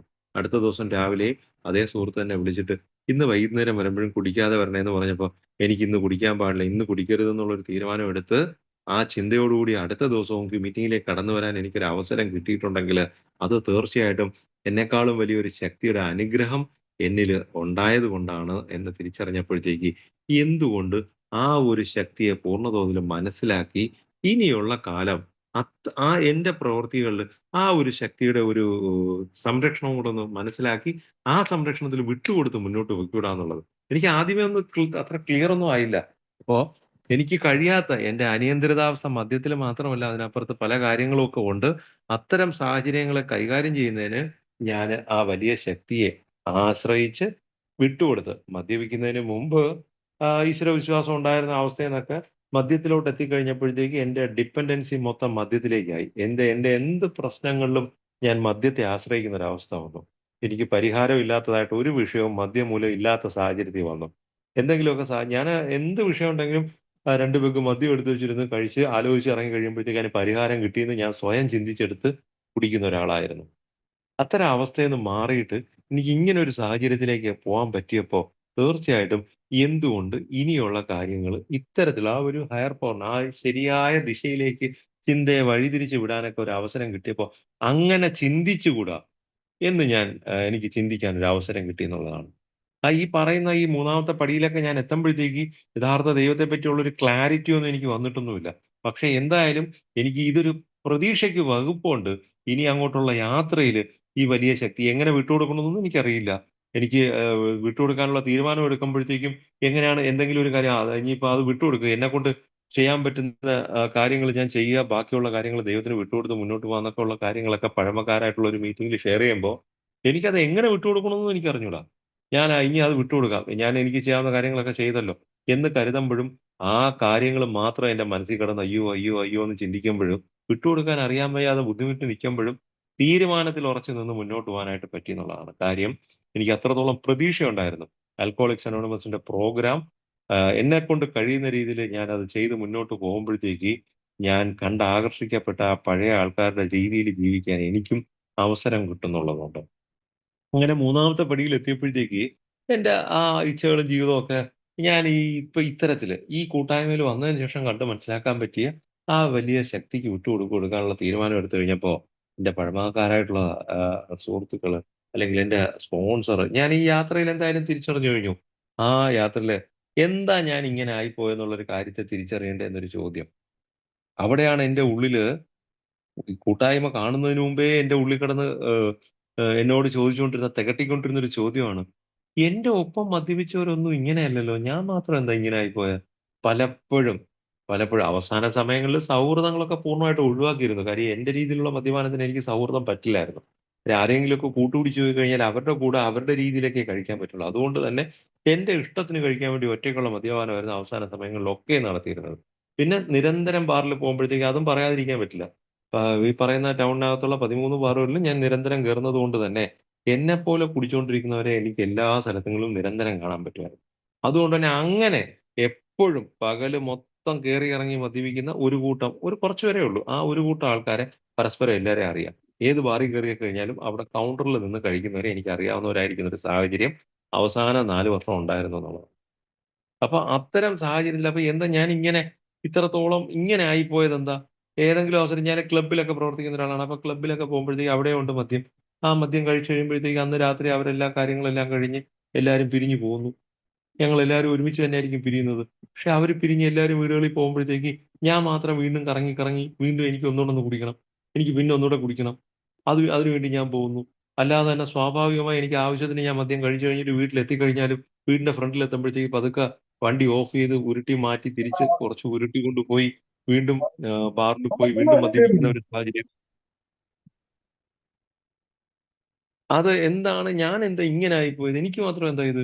അടുത്ത ദിവസം രാവിലെ എൻ്റെ ഒപ്പം ഞായറാഴ്ചകളിലൊക്കെ സുഹൃത്തുക്കൾ എല്ലാവരും കൂടെ ചേർന്നിട്ട്, അതൊക്കെ തുടക്കത്തിൽ തന്നെയുള്ള എല്ലാവരും കൂടെ ചേർന്ന് കഴിക്കുന്ന സമയത്ത് ഞായറാഴ്ച രാത്രിയില് ഒരു സന്തോഷം എന്നൊക്കെ ഉള്ള രീതിയിൽ എല്ലാവരും കൂടെ ചേർന്ന് കഴിക്കുകയും രാവിലെ ആകുമ്പോഴത്തേക്ക് അവരൊരു തിങ്കളാഴ്ച ജോലിക്ക് പോകുമ്പോഴത്തേക്ക് ഞാൻ മാത്രം ഹാങ് ഓവർ പിടിച്ചിട്ട് തിങ്കളാഴ്ച രാവിലെ ഒരു ശകലം കഴിക്കാനായിട്ട് എന്താ മാർഗം എന്ന് അന്വേഷിച്ച് നടക്കുകയും ചെയ്യുന്ന ഒരവസ്ഥ. ഇതൊക്കെ തുടക്കത്തിലേ തന്നെ ഉണ്ടായിരുന്നു. ഞാൻ മാത്രം എന്താ ഇങ്ങനെ ആയിപ്പോയത്? എനിക്ക് മാത്രം എന്താ ഇങ്ങനൊരു പ്രത്യേകത? ബാക്കി ആരും ഇങ്ങനെ അല്ലല്ലോ എന്നുള്ള എന്റെ ഉള്ളിലുള്ള ചിന്തയ്ക്ക് കൃത്യമായ ഒരു ഓപ്പണിംഗ് ആണ് നാലാമത്തെ പടിയിൽ എനിക്ക് കിട്ടിയത്. എന്താ ഞാൻ ഇങ്ങനെ ആയിപ്പോയി? അതിസൂക്ഷ്മതയോടും ഭയം കൂടാതെയും ഞങ്ങളുടെ ധാർമ്മിക നിലവാരത്തെ വിലയിരുത്താൻ എനിക്ക് അവസരം തന്നതാണ്. അപ്പൊ ഞാൻ എന്താ ഇങ്ങനെ ആയിപ്പോയെന്നുള്ളത് എനിക്ക് കണ്ടെത്താൻ അതിനൊരു അവസരം. അവിടെയാണ് ഈ നേരത്തെ പറഞ്ഞ 7 മാരക പാപങ്ങൾ എന്നിലുണ്ടെന്നും അത്തരം കാര്യങ്ങൾ എന്നെ എപ്പോഴും വേട്ടയാടിയിരുന്നെന്നും, അത് വേട്ടയാടൽ എന്നൊക്കെ പറഞ്ഞു കഴിഞ്ഞാൽ അതൊരു നെഗറ്റീവ് ഇതിലായി പോകും. അതിനെയൊക്കെ ഞാൻ ആഘോഷിച്ചിരുന്നു എന്നുള്ളതാണ് സത്യം. ഞാൻ അതിനെ അലങ്കാരമായിട്ട് കൊണ്ടു നടക്കുകയായിരുന്നു ഓരോന്നിനും. നേരത്തെ പറഞ്ഞിടത്തേക്ക് ഈ സഹതാപം പോലും, സിമ്പതി പോലും മര്യാദയ്ക്ക് ചെയ്യാൻ അറിഞ്ഞൂടാ എന്നുള്ള, ആവശ്യമില്ലാത്തിടത്തൊക്കെ പോയി ഈ നമ്മൾ ചെയ്യുന്ന ഒരു മര്യാദയ്ക്ക് നമ്മൾ കൈകാര്യം ചെയ്യേണ്ടതിനേക്കാളും അപ്പുറത്ത് വാഗ്ദാനങ്ങൾ കൊടുത്ത് പിന്നീട് ഇരുന്ന് ആലോചിക്കും, അയ്യോ അതിന്റെ കാര്യം ഇല്ലായിരുന്നല്ലോ. അറിയാൻ വയ്യ. അപ്പോഴത്തെ ആ ഒരു ആവേശത്തിൽ അങ്ങ് ചെയ്തു കളഞ്ഞതാണ്. ദേഷ്യം വരുമ്പോ എന്തും പറയും, ആരോടും പറയും. അത്തരത്തിൽ എന്തിനോടും ഒരു നിയന്ത്രണം ഇല്ലാതെ പെരുമാറിക്കൊണ്ടിരുന്നത് എന്തുകൊണ്ടാണെന്നൊക്കെ ഉള്ളത് കണ്ടെത്താൻ എനിക്ക് നാലാമത്തെ പടിയിൽ ജന്മവാസനകള് ശരിക്കും ഒരു മനുഷ്യന് അനിവാര്യമായി ജീവിക്കാൻ അനിവാര്യമായ കാര്യങ്ങളാണ് ജന്മവാസനകൾ. അത് എല്ലാവർക്കും ഉള്ളതാണ്. അതൊക്കെ ആൽക്കോഹോളിക്സ് അനോണിമസിന്റെ ഉള്ളിൽ വന്നപ്പോഴത്തേക്കാണ് ഇത്ര ഡീറ്റെയിൽ ആയിട്ട് എനിക്ക് മനസ്സിലാക്കാൻ പറ്റിയത്. ബേസിക് ഇൻസ്റ്റിങ്ക്റ്റ്, ജന്മവാസനകൾ. ആ ജന്മവാസനകളെ വഴിതിരിച്ചു വിട്ട അല്ലെങ്കിൽ കയറൂരി വിട്ട ഒരവസ്ഥയാണ്.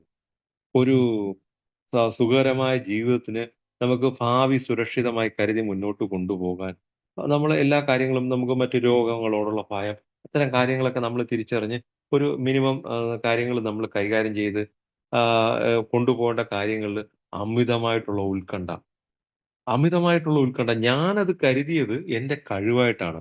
ഭാവി അപ്പൊ നമ്മുടെ പ്രധാനമായിട്ടും 3 ഇൻസ്റ്റിങ്ക്റ്റുകളാണ് നമുക്കുള്ളത്. അത് security instinct, social instinct, sexual instinct. 3 കാര്യങ്ങളാണെന്ന് എനിക്ക് ഇതിനകത്ത് നിന്ന് മനസ്സിലാക്കാൻ പറ്റി. ഇത്തരം കാര്യങ്ങളിലൊക്കെ ഉള്ള എനിക്ക് പറ്റിയ ആ ആ വഴിതിരിഞ്ഞു പോയൊരവസ്ഥ. സെക്യൂരിറ്റി ഇൻസ്റ്റിങ്ക്റ്റിന്റെ കാര്യം തന്നെ എടുക്കുമ്പോ എന്റെ ഭാവി സുരക്ഷിതമായി കരുതിക്കൊണ്ട് പോകേണ്ടതിന്റെ ഉത്തരവാദിത്തം എനിക്കുണ്ട്.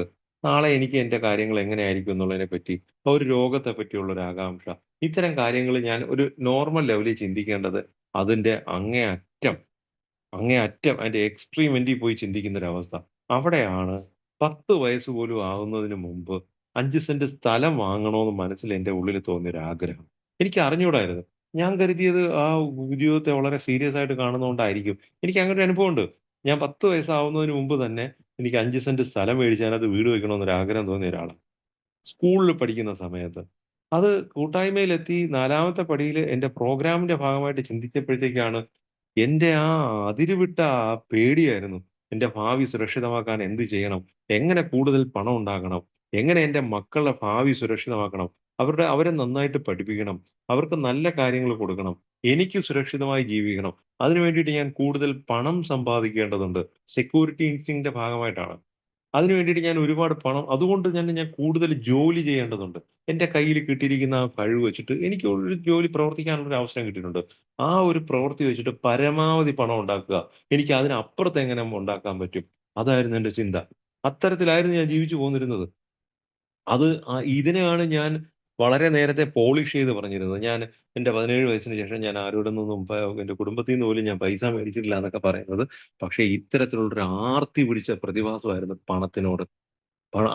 അത്തരത്തിലേക്ക് പണം സമ്പാദിക്കാനായിട്ടുള്ള യാത്രയില് മറ്റൊരാൾക്കൊരു ബുദ്ധിമുട്ടൊക്കെ വന്നാലൊന്നും എനിക്കത് വലിയ പ്രശ്നമൊന്നും ആയിരുന്നില്ല. എന്റെ ഒപ്പം ഉള്ള ഒരാളിന് ഒരു ഇച്ചിരി ബുദ്ധിമുട്ടൊക്കെ വന്നാൽ അത് എന്റെ കഴിവാണ്. അല്ലെങ്കിൽ ഞാൻ എൻ്റെ ആവശ്യത്തിന് വേണ്ടി ചെയ്യുമ്പോൾ അങ്ങനെയൊക്കെ സംഭവിക്കും എന്നുള്ള രീതിയിൽ അതിനെയൊക്കെ ലളിതവൽക്കരിച്ചുകൊണ്ട് മറ്റാരുടെയും പ്രശ്നങ്ങൾ പരിഗണിക്കാതെ എൻ്റെ ആവശ്യത്തിന് മാത്രം ഞാൻ താല്പര്യം കൊടുത്ത് മുന്നോട്ട് പോകുന്നൊരവസ്ഥ, വളരെ സ്വാർത്ഥനായിട്ട് മുന്നോട്ട് പോകുന്നൊരവസ്ഥ. അതായിരുന്നു എൻ്റെ ആ സെക്യൂരിറ്റി ഇൻസ്റ്റിങ്ക്റ്റിന്റെ ഭാഗമായിട്ട് ഞാൻ കണക്കെടുത്തപ്പോൾ എനിക്ക് എന്നെ മനസ്സിലാക്കാൻ പറ്റിയത്. ഇവിടെയാണ് എൻ്റെ വഴിതിരിഞ്ഞു പോയ ജന്മവാസനകളെന്ന്. അപ്പം മിനിമം നമ്മള് ഇത്തരം കാര്യങ്ങളൊക്കെ എല്ലാരും പുലർത്തേണ്ടതാണ്. ഭാവി സുരക്ഷിതമാക്കാൻ, രോഗത്തെ പറ്റി പഠിക്കാൻ. ആകാംക്ഷയാണ്. മക്കൾ ഇനി എന്താവും? അവരുടെ ഭാവി എന്താവും? അവരെങ്ങനെ 1 ക്ലാസ്സിൽ കൊണ്ട് സ്കൂളിൽ ചേർക്കുമ്പോഴത്തേക്ക് തന്നെ അവരെ 10 ക്ലാസ്സിലെ കാര്യങ്ങളാണ് ഞാൻ ചിന്തിച്ചുകൊണ്ടിരുന്നത്. അത്തരത്തിലുള്ള അവസ്ഥ എപ്പോഴും എന്തിനും എല്ലാം എല്ലാം ഞാൻ അതൊക്കെ ഭയങ്കര ഇതായിട്ട് പറഞ്ഞു. എന്റെ കൂട്ടായ്മയിൽ വന്നു കഴിഞ്ഞപ്പോൾ ഞാൻ ആദ്യം പറഞ്ഞു, "എന്റെ കുട്ടികളെയൊക്കെ ഞാൻ നന്നായിട്ടാ പഠിപ്പിക്കുന്നെ. നല്ല സ്കൂളിൽ വിട്ടാ പഠിപ്പിക്കുന്നെ." ഇതൊക്കെ എന്റെ ആ ഒരു ഭയമായിരുന്നു എന്നുള്ളതാണ്. ഈ സെക്യൂരിറ്റി ഇൻസ്റ്റിങ്ക്റ്റിന്റെ ഭാഗമായിട്ട് എന്റെ ഉള്ളിൽ അടിഞ്ഞുകൂടിയിരുന്ന ഭയമാണ്. ഇവരെന്താവും, എന്താവും, എന്താവും എന്നുള്ളൊരു കാര്യം. ഇതെന്റെ രോഗമായിരുന്നു എന്നുള്ളത് എനിക്ക് തിരിച്ചറിയാൻ പറ്റിയത് ഇവിടെ വെച്ചിട്ടാണ്. ആ സെക്യൂരിറ്റി ഇൻസ്റ്റിങ്ക്റ്റിൽ അങ്ങനെയായിരുന്നെങ്കില് സോഷ്യൽ ഇൻസ്റ്റിങ്ക്റ്റ് എന്ന് പറഞ്ഞ തലത്തിലും സാമൂഹികമായിട്ടുള്ള ആ ഒരു തലത്തിലും ഞാൻ വളരെ പ്രശ്നക്കാരനായിരുന്നു എന്നുള്ളതാണ്. 4 പേര് കൂടുന്നിടത്ത് എന്നെ ഒന്ന് പൊക്കി പറയുക, എന്നെ ഒന്ന് അംഗീകരിപ്പിക്കുക. അത് ഞാൻ പൊക്കി പറയാനായിട്ട് ശ്രമങ്ങളൊന്നും നടത്തണ്ട. അവരാരെങ്കിലും എന്റെ പേരൊന്ന് എടുത്ത് പറഞ്ഞു കഴിഞ്ഞാൽ എനിക്ക് അതിനകത്ത് വല്ലാത്തൊരു തൃപ്തി അടയുന്നൊരവസ്ഥ. ഒരുപക്ഷെ എനിക്ക് അത്രത്തോളം കഴിവും പ്രാപ്തിയൊന്നും ഇല്ലെങ്കിൽ പോലും അവിടെയൊക്കെ ഞാൻ അതിനു വേണ്ടിയിട്ട് പിന്നെ എന്തും ചെയ്യുന്നൊരവസ്ഥയിലേക്ക് പോയി. അവിടെയാണ് ഞാൻ ഈ നേരത്തെ പറഞ്ഞ കണക്ക് സിമ്പതി പോലും എനിക്ക് മര്യാദയ്ക്ക് പെരുമാറാൻ അറിഞ്ഞുകൂടായിരുന്നു എന്നുള്ള കാര്യത്തെ ഞാൻ തിരിച്ചറിയാൻ പറ്റിയത്. കാര്യം ആരെങ്കിലും എന്തെങ്കിലുമൊക്കെ പറഞ്ഞ്, ആ ഷൈജുവിന്റെ അടുത്ത് പറഞ്ഞു കഴിഞ്ഞാൽ ആ കാര്യങ്ങൾ അവർ വേണ്ട രീതിയിലൊക്കെ പ്രവർത്തിച്ചു തരും എന്നൊക്കെ പറയും. ക്ലബ്ബിൽ ആ ഒരു അങ്ങനെ സോഷ്യൽ പ്രവർത്തനങ്ങളൊക്കെ ഉള്ളിടത്ത് തന്നെ എന്തിന് എന്തിന് ഞാൻ എന്റെ ഞാനത് എന്റെ ഒരു സ്ഥാപനത്തില് എന്റെ മെയിനായിട്ട് നിന്ന ഒരു സ്റ്റാഫ് പെട്ടെന്ന് അവിടുന്ന് പോയപ്പോഴത്തേക്ക് അയാള് ഒരു സാഹചര്യത്തിൽ അയാള് പോയി. പോയ സമയത്തേക്ക് ഞാൻ ഇനി അങ്ങോട്ട് എങ്ങനെ മുന്നോട്ട് പോകും? ഞാൻ പ്രസ്സിന്ന് പുറത്തോട്ട് ഇറങ്ങി കഴിയുമ്പോഴത്തേക്ക് അവിടെ എല്ലാ കാര്യങ്ങളും കൈകാര്യം ചെയ്യുന്നത് ആ മനുഷ്യനായിരുന്നു. ഒരു കസ്റ്റമർ വന്നു കഴിഞ്ഞാൽ ഡീൽ ചെയ്യുന്നത്. അപ്പൊ അയാൾ ഇല്ലാതാകുമ്പോ എനിക്ക് ഇനി എന്ത് ചെയ്യും എന്നുള്ളതിന്റെ ഭയങ്കരമായ പേടി കാരണം ഞാൻ ഞങ്ങളുടെ മറ്റൊരു സ്റ്റാഫിനെ, ഒരു ലേഡി സ്റ്റാഫിനെ ഞാൻ ആ ലെവലിലേക്ക് മുന്നോട്ട് കൊണ്ടുപോകുന്നു. അവർക്ക് അതിനുള്ള പ്രാപ്തിയൊന്നും ഉള്ളവരായിരുന്നില്ല. പക്ഷെ ഞാൻ അവരെ ഫ്രണ്ടിൽ കൊണ്ടുവന്ന് അവരെ നിർത്തി സംസാരിപ്പിക്കുകയും അവരെ കൊണ്ട് കാര്യങ്ങൾ പറയുകയും ചെയ്തു. അവരെ കൂടുതൽ പ്രൊമോട്ട് ചെയ്യാൻ വേണ്ടിയിട്ട് അവര് കൂടുതൽ ഊർജ്ജം ഉൾക്കൊണ്ട് അവരാ ഒരു അവരുടെ ഒരു ആത്മാർത്ഥത കൂടട്ടെ എന്നുള്ള രീതിയിൽ ഞാൻ അവർക്ക് അന്ന് പറഞ്ഞത് അവരുടെ മോളുടെ വിവാഹം വന്നപ്പോഴത്തേക്ക് ആ കല്യാണത്തിന്റെ ചെലവ് സ്വർണ്ണം ഉൾപ്പെടുന്നൊന്നുമല്ല. സ്വർണ്ണം ഉൾപ്പെടെ അല്ലാതെ ആ വിവാഹത്തിന്റെ ചെലവ് കാര്യങ്ങളെല്ലാം ഞാൻ ചെയ്തോളാം എന്ന് വാക്ക് കൊടുത്തു. ഞാൻ അത് ചെയ്തത് എന്തിനാന്ന് ചോദിച്ചു കഴിഞ്ഞാൽ, ആ സമയത്ത് ഞാൻ ബാറിൽ ഇരുന്നോണ്ടാണ് ഇവരെ നിയന്ത്രിക്കുന്നത്. ഇവര് ഫ്രണ്ടിലിരിക്കുകയും എനിക്ക് എന്റെ കസ്റ്റമേഴ്സ് ആരെങ്കിലും കടയിൽ വന്നു കഴിഞ്ഞാൽ എന്നെ സുരക്ഷിതമായി ഞാൻ ഏതെങ്കിലും വർക്കിന്റെ ആയിട്ട് എവിടെയാണെന്നൊക്കെ പറയുമ്പോഴത്തേക്കും, അത് ഇവരെ ഫ്രണ്ടിൽ നിർത്തി ഞാൻ കളിക്കുന്ന ഒരു അവസ്ഥ ഉണ്ടായിരുന്നത് കൊണ്ട് തന്നെ, അവരെ എനിക്ക് ആവശ്യമായിരുന്നുണ്ട്. അവര് കൂടുതൽ ഇതാവാൻ വേണ്ടിയിട്ട് അവരുടെ മോളുടെ വിവാഹത്തിന്റെ ഞാൻ പിന്നീടിരുന്ന് ആലോചിച്ചു. എനിക്കതിന്റെ അങ്ങനെ ഒരു ഉത്തരവാദിത്വം ഏൽക്കേണ്ട കാര്യമൊന്നും എനിക്കില്ലായിരുന്നു. അപ്പൊ ഈ മര്യാദയ്ക്ക് പെരുമാറാൻ അറിഞ്ഞൂടാന്നുണ്ട്. അവിടെ ആളാവാൻ വേണ്ടി എന്തും ചെയ്യുന്ന ഒരവസ്ഥയിലേക്ക് അത്തരത്തില് കൂട്ടായ്മയിൽ എത്തിയതിന് ശേഷമൊക്കെ ഈ പ്രശ്നങ്ങൾ ഉണ്ടായിരുന്നു. കൂട്ടായ്മയിൽ വന്നതിന് ശേഷവും അതൊക്കെ അത്തരത്തിലൊക്കെ സംസാരിക്കാൻ പോവാണെങ്കിൽ ഒരുപാട് വിശാലമായിട്ട് പോകും. കൂട്ടായ്മയിൽ വന്നതിന് ശേഷം ഷൈജു അങ്ങനെ പറഞ്ഞത് കേട്ടപ്പോഴത്തേക്ക് എനിക്ക് തിരിഞ്ഞു എന്ന് പറഞ്ഞ് ഒരാൾ പറഞ്ഞു കഴിഞ്ഞാൽ പിന്നെ ഞാൻ അവിടെ അവനെയും കൊണ്ടേ നടക്കത്തുള്ളൂ പിന്നെ. അത്തരത്തില് ഈ പടി കൃത്യമായി എനിക്ക് ഇത്തരം കാര്യങ്ങൾ തിരിച്ചറിയാൻ പറ്റുന്നതിന് തൊട്ട് മുമ്പ് വരെ ഏത് സാഹചര്യത്തിൽ ആരെങ്കിലും എവിടെയെങ്കിലും എന്നെ ഒന്ന് ഇച്ചിരി ഒന്ന് ഉയർത്തി പറഞ്ഞാൽ, പൊക്കി പറഞ്ഞാൽ, എന്റെ പേര് കണ്ടു കഴിഞ്ഞാൽ, കേട്ട് കഴിഞ്ഞാൽ എനിക്ക് അതിനകത്തൊരു വലിയ തൃപ്തി, സന്തോഷം.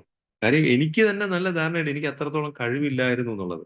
അതുകൊണ്ട് തന്നെ അത്തരത്തില് വഴിതെറ്റിപ്പോയ സണ്ണി ചേട്ടൻ എപ്പോഴും പറയും, വന്യവൽക്കരിക്കപ്പെട്ട ജന്മവാസനകൾ. ഇനി മൂന്നാമതൊരു തലം കൂടെ ഇതിനകത്ത് പറഞ്ഞുതരാം. Sexual instinct. ശരിക്കും മനുഷ്യന്റെ പ്രജനനത്തിന് വേണ്ടിയിട്ട് മനുഷ്യന് ഉള്ള ഒരു വികാരമാണ് ഈ സെക്സ് എന്ന് പറയുന്നത്. തീർച്ചയായിട്ടും അവന്റെ ഭാവി തലമുറ ഇത് കൊണ്ടുപോകാൻ വേണ്ടിയിട്ടുള്ള ഒരു മാർഗമായിട്ട് സെക്സ് അനിവാര്യമായ കാര്യമാണ്. ഫിസിക്കൽ ഇതാണ്. പക്ഷേ ആൽക്കഹോളിക്സ് ആയിട്ടുള്ള എന്നെപ്പോലെ ഒരാളിന് ഈ കാര്യത്തിലും അമിതമായിട്ടുള്ള ആർത്തി വരുന്ന ഒരവസ്ഥ. കൃത്യമായി ഈ 3 കാര്യങ്ങളിൽ നമുക്കൊരു കാര്യം പറയാം. പെർഫോമൻസ് കുറവും ഡിസയർ കൂടുതലും ആയിട്ടുള്ള ഒരവസ്ഥ. അത് സെക്യൂരിറ്റി ആയാലും, സെക്സ് ആയാലും, സോഷ്യൽ ആയാലും അതിനകത്ത് 3-നകത്തും നമുക്കത് കണ്ടെത്താൻ പറ്റും. പെർഫോമൻസ് കുറവായിരിക്കും. പക്ഷേ ഡിസയർ കൂടുതലായിരിക്കും. ആ ഒരു കാര്യം എന്തിനോടും ഒരു ആർത്തി പിടിച്ചൊരവസ്ഥ. എന്ത് കണ്ടു കഴിഞ്ഞാലും അത് എനിക്ക് വേണം, എനിക്കുണ്ടാകണം. അതിനുവേണ്ടി എനിക്ക് എന്ത് ചെയ്യാൻ പറ്റും? പക്ഷെ ഞാനിത് ഇത്ര ക്ലാരിറ്റിയിലായിരിക്കത്തില്ല എന്റെ ചിന്തകള് പോകുന്നത്. പക്ഷേ എനിക്കും അത് കിട്ടണം. എനിക്ക് അതും കൂടെ കിട്ടിക്കഴിഞ്ഞാൽ കൊള്ളാം. അതുപോലെ തന്നെയാണ് സെക്സിനകത്തുമൊക്കെ നമുക്ക് വല്ലാത്തൊരു അഭിനിവേശം ഉണ്ടായിരുന്നു. ഞാനൊക്കെ എന്റെ ഒരു കാര്യത്തിലൊക്കെ ഒരു 10, 13 വയസ്സൊക്കെ ആയപ്പോഴത്തേക്ക് തന്നെ ഇതിനകത്ത് വല്ലാത്തൊരു കമ്പവും കൗതുകവും ഒക്കെ തോന്നി ആ പ്രായത്തിന്റേതായിട്ടുള്ള സമയത്ത്. എന്റെ ഒപ്പമുള്ള കുട്ടികൾക്കൊന്നും അത്തരത്തിലില്ല. അപ്പൊ ഞാൻ കരുതി എനിക്കെന്തോ പ്രത്യേകത ഉണ്ടെന്നുള്ളതാണ്. എനിക്കെന്തോ ഇക്കാര്യത്തിൽ ഒരു ഇച്ചിരി പ്രത്യേകതയുണ്ട് എന്നുള്ള രീതിയിൽ. അത്തരത്തിൽ അതിന് വേണ്ടിയിട്ടും വഴിവിട്ട രീതിയില് വളരെ മോശമായിട്ടുള്ളൊരു ജീവിത രീതിയൊന്നും നയിക്കണമെന്നൊന്നും ഇല്ലെങ്കിൽ കൂടിയും, പക്ഷെ ഇത്തരം കാര്യങ്ങളിലേക്ക് നമുക്കൊരു പ്രത്യേക താല്പര്യം ഉണ്ടാവുന്നത്. അതുമൊക്കെ പിന്നീട് ഈ കൂട്ടായ്മയിൽ വന്ന് വളരെ നാളുകൾക്ക് ശേഷം ഈ പ്രോഗ്രാം കൃത്യമായി ഉൾക്കൊണ്ടതിന് ശേഷമാണ് എന്റെ ഇത്തരം വൈകല്യങ്ങൾ ആരോടെങ്കിലുമൊക്കെ നമുക്കൊരു സംസാരിക്കാൻ ഒരു അവസരം കിട്ടിയാൽ പോലും നമ്മൾ സംസാരിച്ച് കൂടുതൽ കടുകേറി പോകുന്നൊരവസ്ഥ. നമ്മൾ ഒരാളിനെ എവിടെ നിർത്തണം, എങ്ങനെ നിർത്തണം എന്ന് അറിയാൻ വയ്യാത്തൊരവസ്ഥ. സ്ത്രീകളോടാണെങ്കിൽ പോലും. അപ്പൊ അത്തരത്തിൽ ഒരുപാട് കാര്യങ്ങൾ ഇത് തിരിച്ചറിയാൻ കുറച്ച് തോനെ സമയം വേണ്ടി വന്നു എന്നുള്ളതാണ്. ഇഴകീറി പരിശോധിക്കാനായിട്ടാണ് എന്റെ ധാർമ്മിക നിലവാരത്തെ വിലയിരുത്താൻ പറഞ്ഞപ്പോ, ഇഴകീറി പരിശോധിക്കാനുള്ള അവസരമാണ് ഈ ഓരോന്നിനകത്തും കിട്ടിയത്. ഓരോ കാര്യങ്ങൾ നോക്കുമ്പോഴത്തേക്കും എന്തുകൊണ്ടാണ് ആ 2 പേര് ചേർന്ന് ഒരു വർക്ക് ചെയ്തപ്പോഴത്തേക്ക് അതിനകത്ത് മറ്റവനെ ഒന്ന് എന്റെ ഭാഷയിൽ പറയുകയാണെങ്കിൽ അവനൊരു ചെറുതായിട്ട് അവനെ ഒന്ന് ഒതുക്കി നിർത്തിക്കൊണ്ട് കൂടുതൽ പങ്ക് ഞാൻ പറ്റാൻ ശ്രമിച്ചത് എന്തുകൊണ്ടാണെന്നുള്ള. എന്റെ കഴിവുകൊണ്ടാണ് അല്ലെങ്കിൽ അവന് അത്രയും കഴിവുള്ളതുകൊണ്ട് അവന് അത് മതി എന്ന് ഞാൻ അത് ചെയ്ത് എന്റെ സാമർത്ഥ്യം കൊണ്ട് അത്തരത്തിൽ ചെയ്തിരുന്നത് എന്റെ ആ ആർത്തി എന്നുള്ള പ്രതിഭാസമായിരുന്നു എന്നുള്ളത് തിരിച്ചറിയാൻ എനിക്ക് എന്റെ നിലവാരം പരിശോധിച്ചപ്പോഴത്തേക്കും മാത്രമേ എനിക്ക് പറ്റിയുള്ളൂ എന്നുള്ളതാണ്. അങ്ങനെ എന്റെ 4ാമത്തെ പടിയിൽ ശരിക്കും ആൽക്കഹോളിക്സ് അനോണിമസിനകത്ത് അവന് ആത്മനെ അറിയുന്ന നമ്മുടെ ജോസഫ് സാർ എപ്പോഴും പറയും ആത്മനെ അറിയുന്ന പ്രോഗ്രാമാണെന്ന് തൊടുപുഴ. അപ്പൊ അത് അദ്ദേഹം പറയുന്ന പോലെ നമ്മളെ തിരിച്ചറിയാൻ, അവനവനെ തിരിച്ചറിയാൻ ഈ 4ാമത്തെ പടിയില് കൃത്യമായും കഴിയുമെന്നുള്ളതാണ്. 4ാമത്തെ പടിയില് നമുക്ക് ഇത്തരത്തില് അവനവനെ ഇഴകീറി പരിശോധിച്ചെടുക്കാം. ഞാൻ പലപ്പോഴും ഈ ആഡംബരങ്ങളായി ഇതിനകത്ത് പറയുന്നുണ്ട് അസ്പഷ്ടങ്ങളായ ആഡംബരങ്ങളായി കൊണ്ട് നടക്കുമെന്നൊക്കെ പറയുന്നുണ്ട്. അത്തരത്തിൽ ആഡംബരങ്ങളായി കൊണ്ട് നടന്നിരുന്ന പല കാര്യങ്ങളും എന്റെ വൈകല്യങ്ങളായിരുന്നു എന്ന് എനിക്ക് കൃത്യമായി മനസ്സിലാക്കാൻ പറ്റിയെന്നുള്ളതാണ്. എനിക്കത് തിരിച്ചറിയാനേ പറ്റിയിട്ടുള്ളൂ. എനിക്ക് തിരിച്ചറിയാനേ പറ്റിയിട്ടുള്ളൂ. ഏതുപോലെ? പക്ഷെ ഇവിടെ വളരെ ഡീറ്റെയിൽ ആയിട്ട് ഇത് ഇപ്പം നമ്മൾ ഈ പ്രോഗ്രാം നമ്മൾ ഇന്നത്തെ ഈ പരിപാടിക്കകത്ത് നമ്മൾ ഈ പടികളെ വിശദീകരിക്കുകയാണ് ഞാൻ ചെയ്യുന്നത്. ഇത് മനസ്സിലാക്കിയതിന് ശേഷം, ഇത് ഉൾക്കൊണ്ടതിന് ശേഷം ഒരു സ്പോൺസറോടൊപ്പം ചേർന്ന് ഈ പടികള് യുണീക്കാണ് ഓരോ വ്യക്തികളും. ഓരോ വ്യക്തികളുടെയും പ്രശ്നങ്ങൾ യുണീക്കാണ്. കൃത്യമായി ഒറ്റയ്ക്ക് അവര് സ്വന്തമായിട്ട് പ്രാക്ടീസ് ചെയ്യാൻ ശ്രമിക്കുക എന്നുള്ളത് തന്നെയാണ് ഇതിനകത്ത്. ഒറ്റയ്ക്കെന്നല്ല സ്പോൺസറുമായിട്ട് ചേർന്ന് ഒറ്റയ്ക്ക് അത് പരിശീലിക്കാൻ ശ്രമിക്കുക എന്നുള്ളതാണ്. അപ്പൊ എന്റെ അത്തരം വൈകല്യങ്ങളെ എനിക്ക് തിരിച്ചറിയാൻ പറ്റി എന്നുള്ളതാണ്. തിരിച്ചറിയാൻ പറ്റി. എനിക്ക് ഇങ്ങനെ കാര്യങ്ങളിലൊക്കെ എനിക്ക് പ്രശ്നങ്ങളുണ്ട് എന്നുള്ളൊരു കാര്യം. ഇത് ഒറ്റയടിക്ക് ഒരു ദിവസം കൊണ്ട് നടക്കുന്ന കാര്യങ്ങളല്ല. ഇതിനെ ഇഴകീറി പരിശോധിക്കാൻ അവസരങ്ങളുണ്ട്.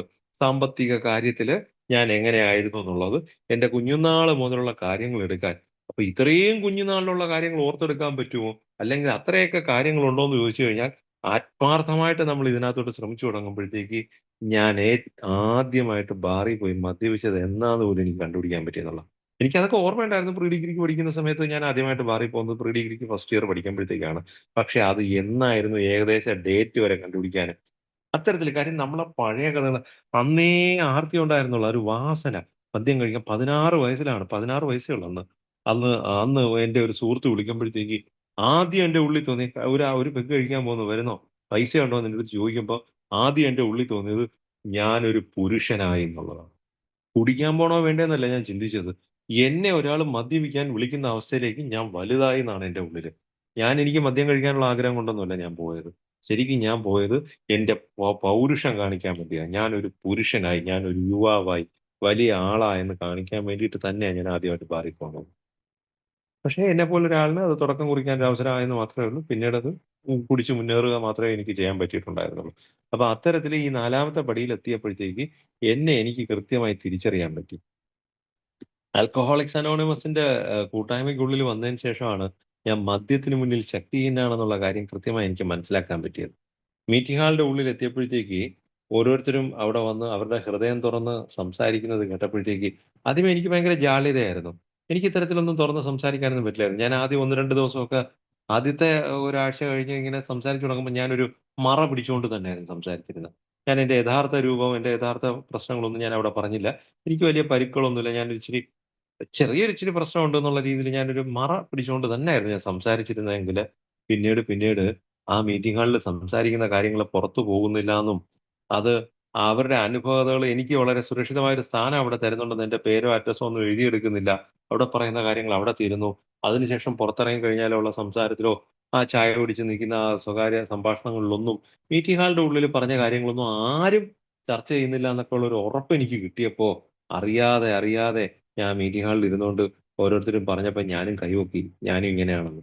പിന്നീട് എനിക്കൊരു അവസരം കിട്ടിയപ്പോൾ ഞാനും ചെന്ന് തുറന്നു പറയാൻ തയ്യാറായെന്നുള്ളതാണ്.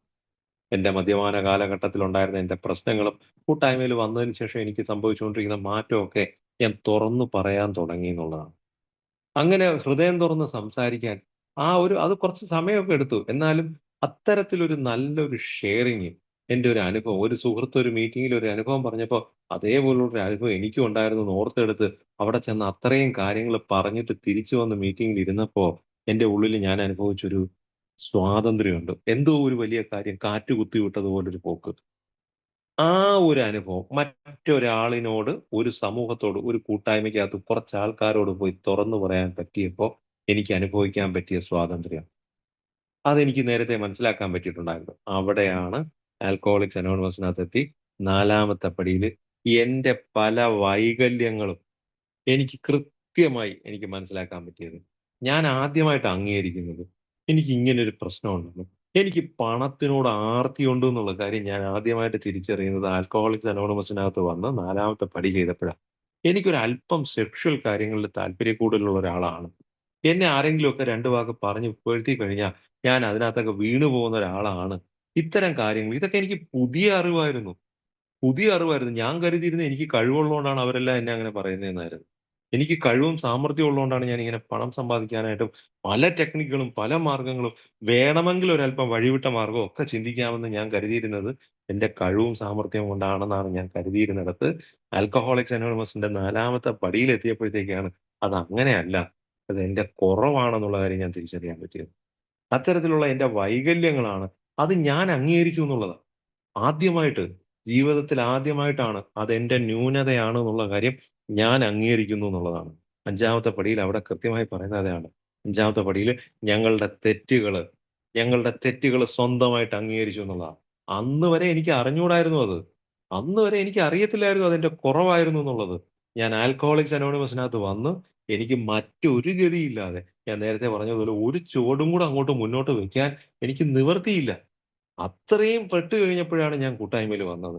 പക്ഷെ അവിടെ വന്നതിന് ശേഷം പതുക്കെ 1ഉം 2ഉം 3ഉം 4ഉം പടികളിലെത്തിയപ്പോ ഈ 4-മത്തെ പടിയിൽ വെച്ചിട്ടാണ് എനിക്ക് എന്റെ ഇത്തരം കാര്യങ്ങളുണ്ട്, എനിക്ക് കുറവുകളുണ്ട് എന്നുള്ള കാര്യത്തെ ഞാൻ സ്വന്തമായിട്ട് അംഗീകരിക്കുന്നു എന്നുള്ളതാണ്.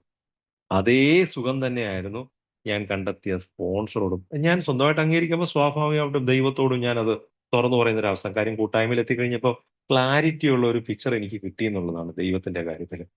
ഞാനും ആ വലിയ ശക്തിയൊക്കെ മനസ്സിലാക്കാനും തിരിച്ചറിയാനും വ്യക്തതയൊന്നും വന്നിട്ടില്ല. എങ്ങനെ വിട്ടുകൊടുക്കണമെന്ന് അറിഞ്ഞൂടാ. വിട്ടുകൊടുക്കാൻ തീരുമാനമെടുത്തെന്നുള്ള 3-മത്തെ പടിയിൽ പറഞ്ഞിട്ടുണ്ടെങ്കിലും എനിക്ക് വിട്ടുകൊടുക്കാൻ അറിഞ്ഞൂടാ. അത് ഞാൻ ഇതിന്റെ അങ്ങോട്ട് പോകാൻ നമുക്ക് സംസാരിക്കാവുന്നത് കൊണ്ടാണ് പിന്നെ അതിൽ ഡീറ്റെയിൽ ആയിട്ട് പോകാഞ്ഞത്. കുടി നിർത്തണമെന്ന് പലരും പറഞ്ഞപ്പോഴും എങ്ങനെ നിർത്തണമെന്ന് അറിഞ്ഞൂടാതിരുന്നിടത്താണ് ആൽക്കഹോളിക്സ് അനോണിമസിന്റെ മീറ്റിംഗ് ഹാളിൽ വന്നപ്പോഴത്തേക്ക് ഇന്നൊരു ദിവസത്തേക്ക് ഒന്ന് നിർത്തിക്കൂടായോ അനിയാ എന്ന് ചോദിച്ചപ്പോ ഇതാണ് എളുപ്പ മാർഗ്ഗമെന്ന് മനസ്സിലാക്കി നിർത്താൻ പറ്റിയതെങ്കിൽ അതുപോലെ തന്നെ വിട്ടുകൊടുക്കുന്ന കാര്യം എനിക്ക് ഈ പറയുന്ന 5-മത്തെ പടിയിലൊക്കെ എത്തുമ്പോഴത്തേക്ക് എനിക്ക് വിട്ടുകൊടുക്കാനൊന്നും എനിക്കറിയില്ല. പക്ഷെ എന്തായാലും ദൈവത്തോട് ഏറ്റുപറയാൻ പറ്റി. എനിക്കും അബദ്ധം പറ്റി. എനിക്കും ഇങ്ങനെയുള്ള പ്രശ്നങ്ങളുണ്ട്. സ്വന്തമായിട്ട് ഞാൻ അംഗീകരിക്കുന്നതിനോടൊപ്പം ഞാൻ ദൈവത്തോട് ഏറ്റുപറഞ്ഞു എന്നുള്ളതാണ്. ഞാൻ സമ്മതിക്കുന്നു ദൈവമേ എനിക്ക് ഇങ്ങനെയുള്ള പ്രശ്നങ്ങളുണ്ടെന്ന്. അവിടം കൊണ്ട് തീർന്നില്ല എന്നുള്ളതാണ്.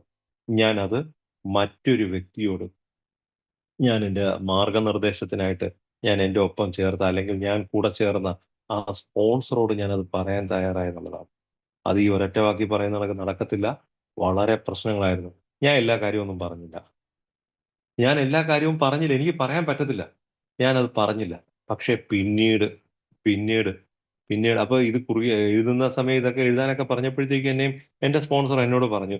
ഒരു മെയിൻ സ്ട്രീമിൽ എഴുതുന്ന സാധനത്തിനകത്ത് എഴുതാൻ പറ്റാത്ത എന്തെങ്കിലും ഉണ്ടെങ്കിൽ അഡീഷണൽ ഒരു പേപ്പറിലോട്ടൊക്കെ എഴുതിക്കോന്ന്. അതൊക്കെ എന്തിനാണ് എഴുതിയെന്നോ എന്താണെന്നോ അതൊന്നും എനിക്ക് അറിഞ്ഞൂടാ. അത് ആ സമയത്ത് ഓർമ്മ വരാത്ത പല കാര്യങ്ങളും ഉണ്ടായിരുന്നു. അന്ന് പ്രോഗ്രാം എന്നുള്ള രീതിയിൽ ഞാൻ ചെയ്യുമ്പോൾ പോലും എന്റെ ഓർമ്മയിൽ കടന്നു വരാത്ത പല കാര്യങ്ങളും പിന്നീടും ഓർമ്മ വന്നിട്ടുണ്ട്. അത്തരം കാര്യങ്ങള് 100% ഞാൻ എന്റെ സ്പോൺസറോട് തുറന്നു പറഞ്ഞിട്ടുണ്ടെന്നൊന്നും ഞാൻ പറയുന്നുമില്ല. പക്ഷെ കാര്യം അത് പിന്നീട് ഓർമ്മ വന്ന പല കാര്യങ്ങളും എന്നിലുണ്ട്. പക്ഷേ അന്ന് ഓർമ്മ വന്ന കാര്യങ്ങള് ഞാൻ കുറെയൊക്കെ അദ്ദേഹത്തോട് തുറന്നു പറഞ്ഞു എന്നുള്ളതാണ്.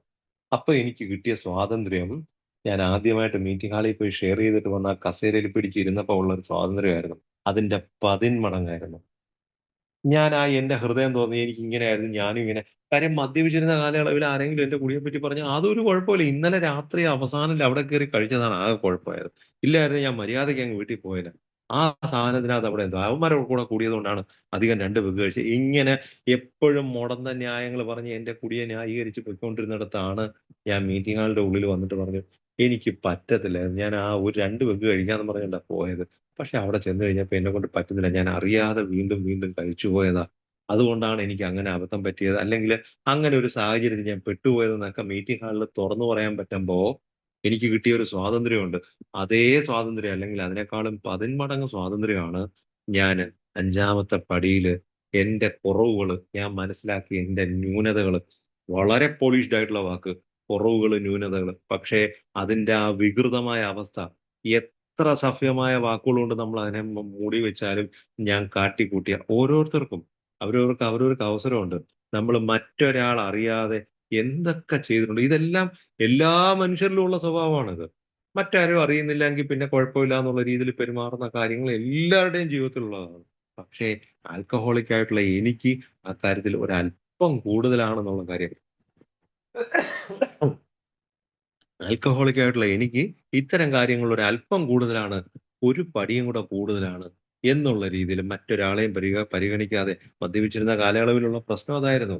എന്റെ ഒപ്പം ജീവിക്കുന്നവരെ ഞാൻ ഒരിക്കലും പരിഗണിച്ചിരുന്നില്ല. സ്വാർത്ഥത മാത്രം, എനിക്ക് മാത്രം. ആ പ്രൈം സർക്കിളിൽ എന്റെ ഭാര്യ പോലും ഇല്ലായിരുന്നു എന്നുള്ളതാണ്. അവരെ പോലും എന്റെ മദ്യപാനത്തിന് വേണ്ടി ഞാൻ ഉപയോഗിച്ചിരുന്നു എന്നുള്ളതാണ്. എന്റെ മക്കളെയും അവരെയൊക്കെ എന്ന് പറയുമ്പോഴത്തേക്കും എനിക്ക് കഴിക്കണമെന്ന് തോന്നിക്കഴിഞ്ഞാൽ അവരെയും വിളിച്ചോണ്ട് വാ ഫുഡ് കഴിക്കാൻ പോകും. നിസ്സാരമായ കാര്യങ്ങളാണ്. അത്തരത്തില് എന്ത് കാര്യം എവിടെ എങ്ങോട്ട് തിരിഞ്ഞാലും എന്റെ കാര്യത്തിനായിരിക്കും പ്രയോറിറ്റി. അത്തരത്തില് പെരുമാറിയിരുന്നിടത്ത് അത്തരം പ്രശ്നങ്ങൾ കൊണ്ട് ഞാൻ ജീവിതത്തിൽ കാട്ടിക്കൂട്ടിയ കാര്യങ്ങള് ഏതൊക്കെ കാര്യങ്ങളിൽ ഏതൊക്കെ അറ്റം വരെ ഞാൻ പോയിരുന്നു എന്നുള്ളത് ഇഴ കീറി എടുക്കാൻ എനിക്ക് 4ാമത്തെ പടിയിൽ പറ്റിയത് ഞാൻ ആത്മാർത്ഥമായിട്ട് ഞാൻ അത് ഏൽക്കുകയും ഞാൻ ആ ദൈവത്തോട് സമ്മതിക്കുകയും എന്റെ സ്പോൺസറോട് ഏറ്റു പറയാൻ ഞാൻ തയ്യാറാവുകയും ചെയ്തു എന്നുള്ളതാണ്. അത് ആ ഒരു കാര്യത്തിൽ എത്തിയപ്പോഴത്തേക്ക് വല്ലാത്തൊരു സ്വാതന്ത്ര്യം അനുഭവിച്ചു എന്നുള്ളതാണ്. വല്ലാത്തൊരു സ്വാതന്ത്ര്യം. കാര്യങ്ങൾ കുറച്ച് ക്ലാരിറ്റി വന്നു എന്നുള്ളതേ ഉള്ളൂ. എനിക്ക് എന്നെപ്പറ്റി കുറച്ച് ധാരണയുണ്ടായി. അതിനപ്പുറത്ത് എനിക്ക് ഒരു മാറ്റവും സംഭവിച്ചിട്ടില്ല. ഞാൻ ആസ് ഇറ്റ് ഈസ് എന്തായിരുന്നോ ആൽക്കഹോളിക്സ് അനോണിമസിനകത്ത് വന്നത്, അതുപോലെ തന്നെ കുടിക്കാതെ നിൽക്കുന്നുണ്ടായിരുന്നു എന്നേ ഉള്ളൂ. ഈ 5 പടികളായപ്പോഴത്തേക്ക് ഞാൻ ഏറ്റുപറഞ്ഞ് സമ്മതിച്ചു. എനിക്കിങ്ങനെ കുറവുകളുണ്ടെന്നുള്ളത്. അതിനപ്പുറത്ത് പിന്നീടാണ് അടുത്ത പടിയിലേക്ക് 6ാമത്തെ പടിയിലേക്ക് പോകുന്നത്. ഞാന് എന്തായാലും ഇന്ന് ഇവിടം വരെ ഞാൻ നിർത്തുന്നതേ ഉള്ളൂ. 5 പടികൾ വരെ നടത്തുന്നുള്ളൂ. അടുത്ത ആഴ്ച നമുക്ക് ഇതേ സമയത്ത് 6 മുതൽ 12 വരെയുള്ള പടികളിലേക്ക് നമുക്ക് പോകാം. അപ്പൊ ഇപ്പൊ നമ്മൾ എത്തി നിൽക്കുന്നത് മദ്യത്തിന് മുന്നിലുള്ള ശക്തിഹീനത അംഗീകരിച്ച് കൂട്ടായ്മയിൽ എത്തിയപ്പോ മദ്യം മാത്രമല്ല അതിനപ്പുറത്ത് പല വൈകല്യങ്ങളും ഉണ്ടെന്ന് തിരിച്ചറിയാൻ പറ്റി. ഇതിന് എനിക്കൊരു അവസരം തന്നത് എന്നെക്കാളും വലിയൊരു ശക്തി അല്ലെങ്കിൽ ഞാൻ ഇതുവരെ കണ്ടിട്ടും കേട്ടിട്ടും മനസ്സിലാക്കിയിട്ടും ഇല്ലാത്തൊരു തരത്തിലുള്ള ഒരു വലിയ ശക്തിയാണ്. അങ്ങനെയാണെങ്കിൽ എന്റെ ശിഷ്ട ജീവിതം ആ ഒരു ശക്തിക്ക് വിട്ടുകൊടുത്ത് മുന്നോട്ട് പോയാൽ എന്താന്നുള്ള ചിന്ത എന്നിൽ വന്നു. അതിനു വേണ്ടിയിട്ട് ഞാൻ എന്താണ് ഇങ്ങനെ ആയിപ്പോയെന്നുള്ള കാര്യങ്ങളെ കണ്ടെത്താൻ ഒരു അവസരം എനിക്ക് കിട്ടി. ആ അവസരത്തിലൂടെ ഞാൻ മനസ്സിലാക്കിയ കാര്യങ്ങളെ ഞാൻ അംഗീകരിച്ചു എന്നുള്ളതാണ്. മറ്റേത് ഞാൻ ഒരിക്കലും സമ്മതിച്ചില്ല. എനിക്കറിയാം എന്റെ കൂടി ഭയങ്കര പ്രശ്നമായിരുന്നെന്ന്. ഞാൻ ഈ രാത്രി തോറും ഇങ്ങനെ ബാറുകൾ തോറും കേറി വരുന്നതൊക്കെ എനിക്കറിയാം. പക്ഷെ ഞാൻ ഒരിക്കലും സമ്മതിച്ചിട്ടില്ല എന്നുള്ളത്. പക്ഷെ ആൽക്കഹോളിക്സ് അനോണിമസിന്റെ ഉള്ളിൽ വന്നപ്പോ സമ്മതിക്കാൻ പറ്റി എന്നുള്ളതാണ്. 4ാമത്തെ പടിയിൽ എന്താ എനിക്ക് പറ്റിയത്? എന്തുകൊണ്ടാണ് ഞാൻ അങ്ങനെ കാണിച്ചത്? ആ ഒരു വിഷയത്തില്, ഒരു പർട്ടിക്കുലർ സംഭവത്തില് ഞാൻ എന്താ അങ്ങനെ പെരുമാറി? എന്റെ ഇന്റൻഷൻ മറ്റേത് ഞാൻ വിചാരിച്ച എന്റെ കുട്ടികൾക്ക് കൂടുതൽ അവരുടെ സുരക്ഷിതത്വത്തിന് വേണ്ടി പണം സമ്പാദിക്കാൻ വേണ്ടിയിട്ടാണ് ഞാൻ അത്തരം ചെയ്യുന്നത്. അതൊന്നുമല്ല. എന്റെ ആർത്തിയായിരുന്നു എന്നുള്ളതാണ്. എന്റെ ഉള്ളിൽ അന്തർലീനമായിരുന്ന ഭയമാണ്.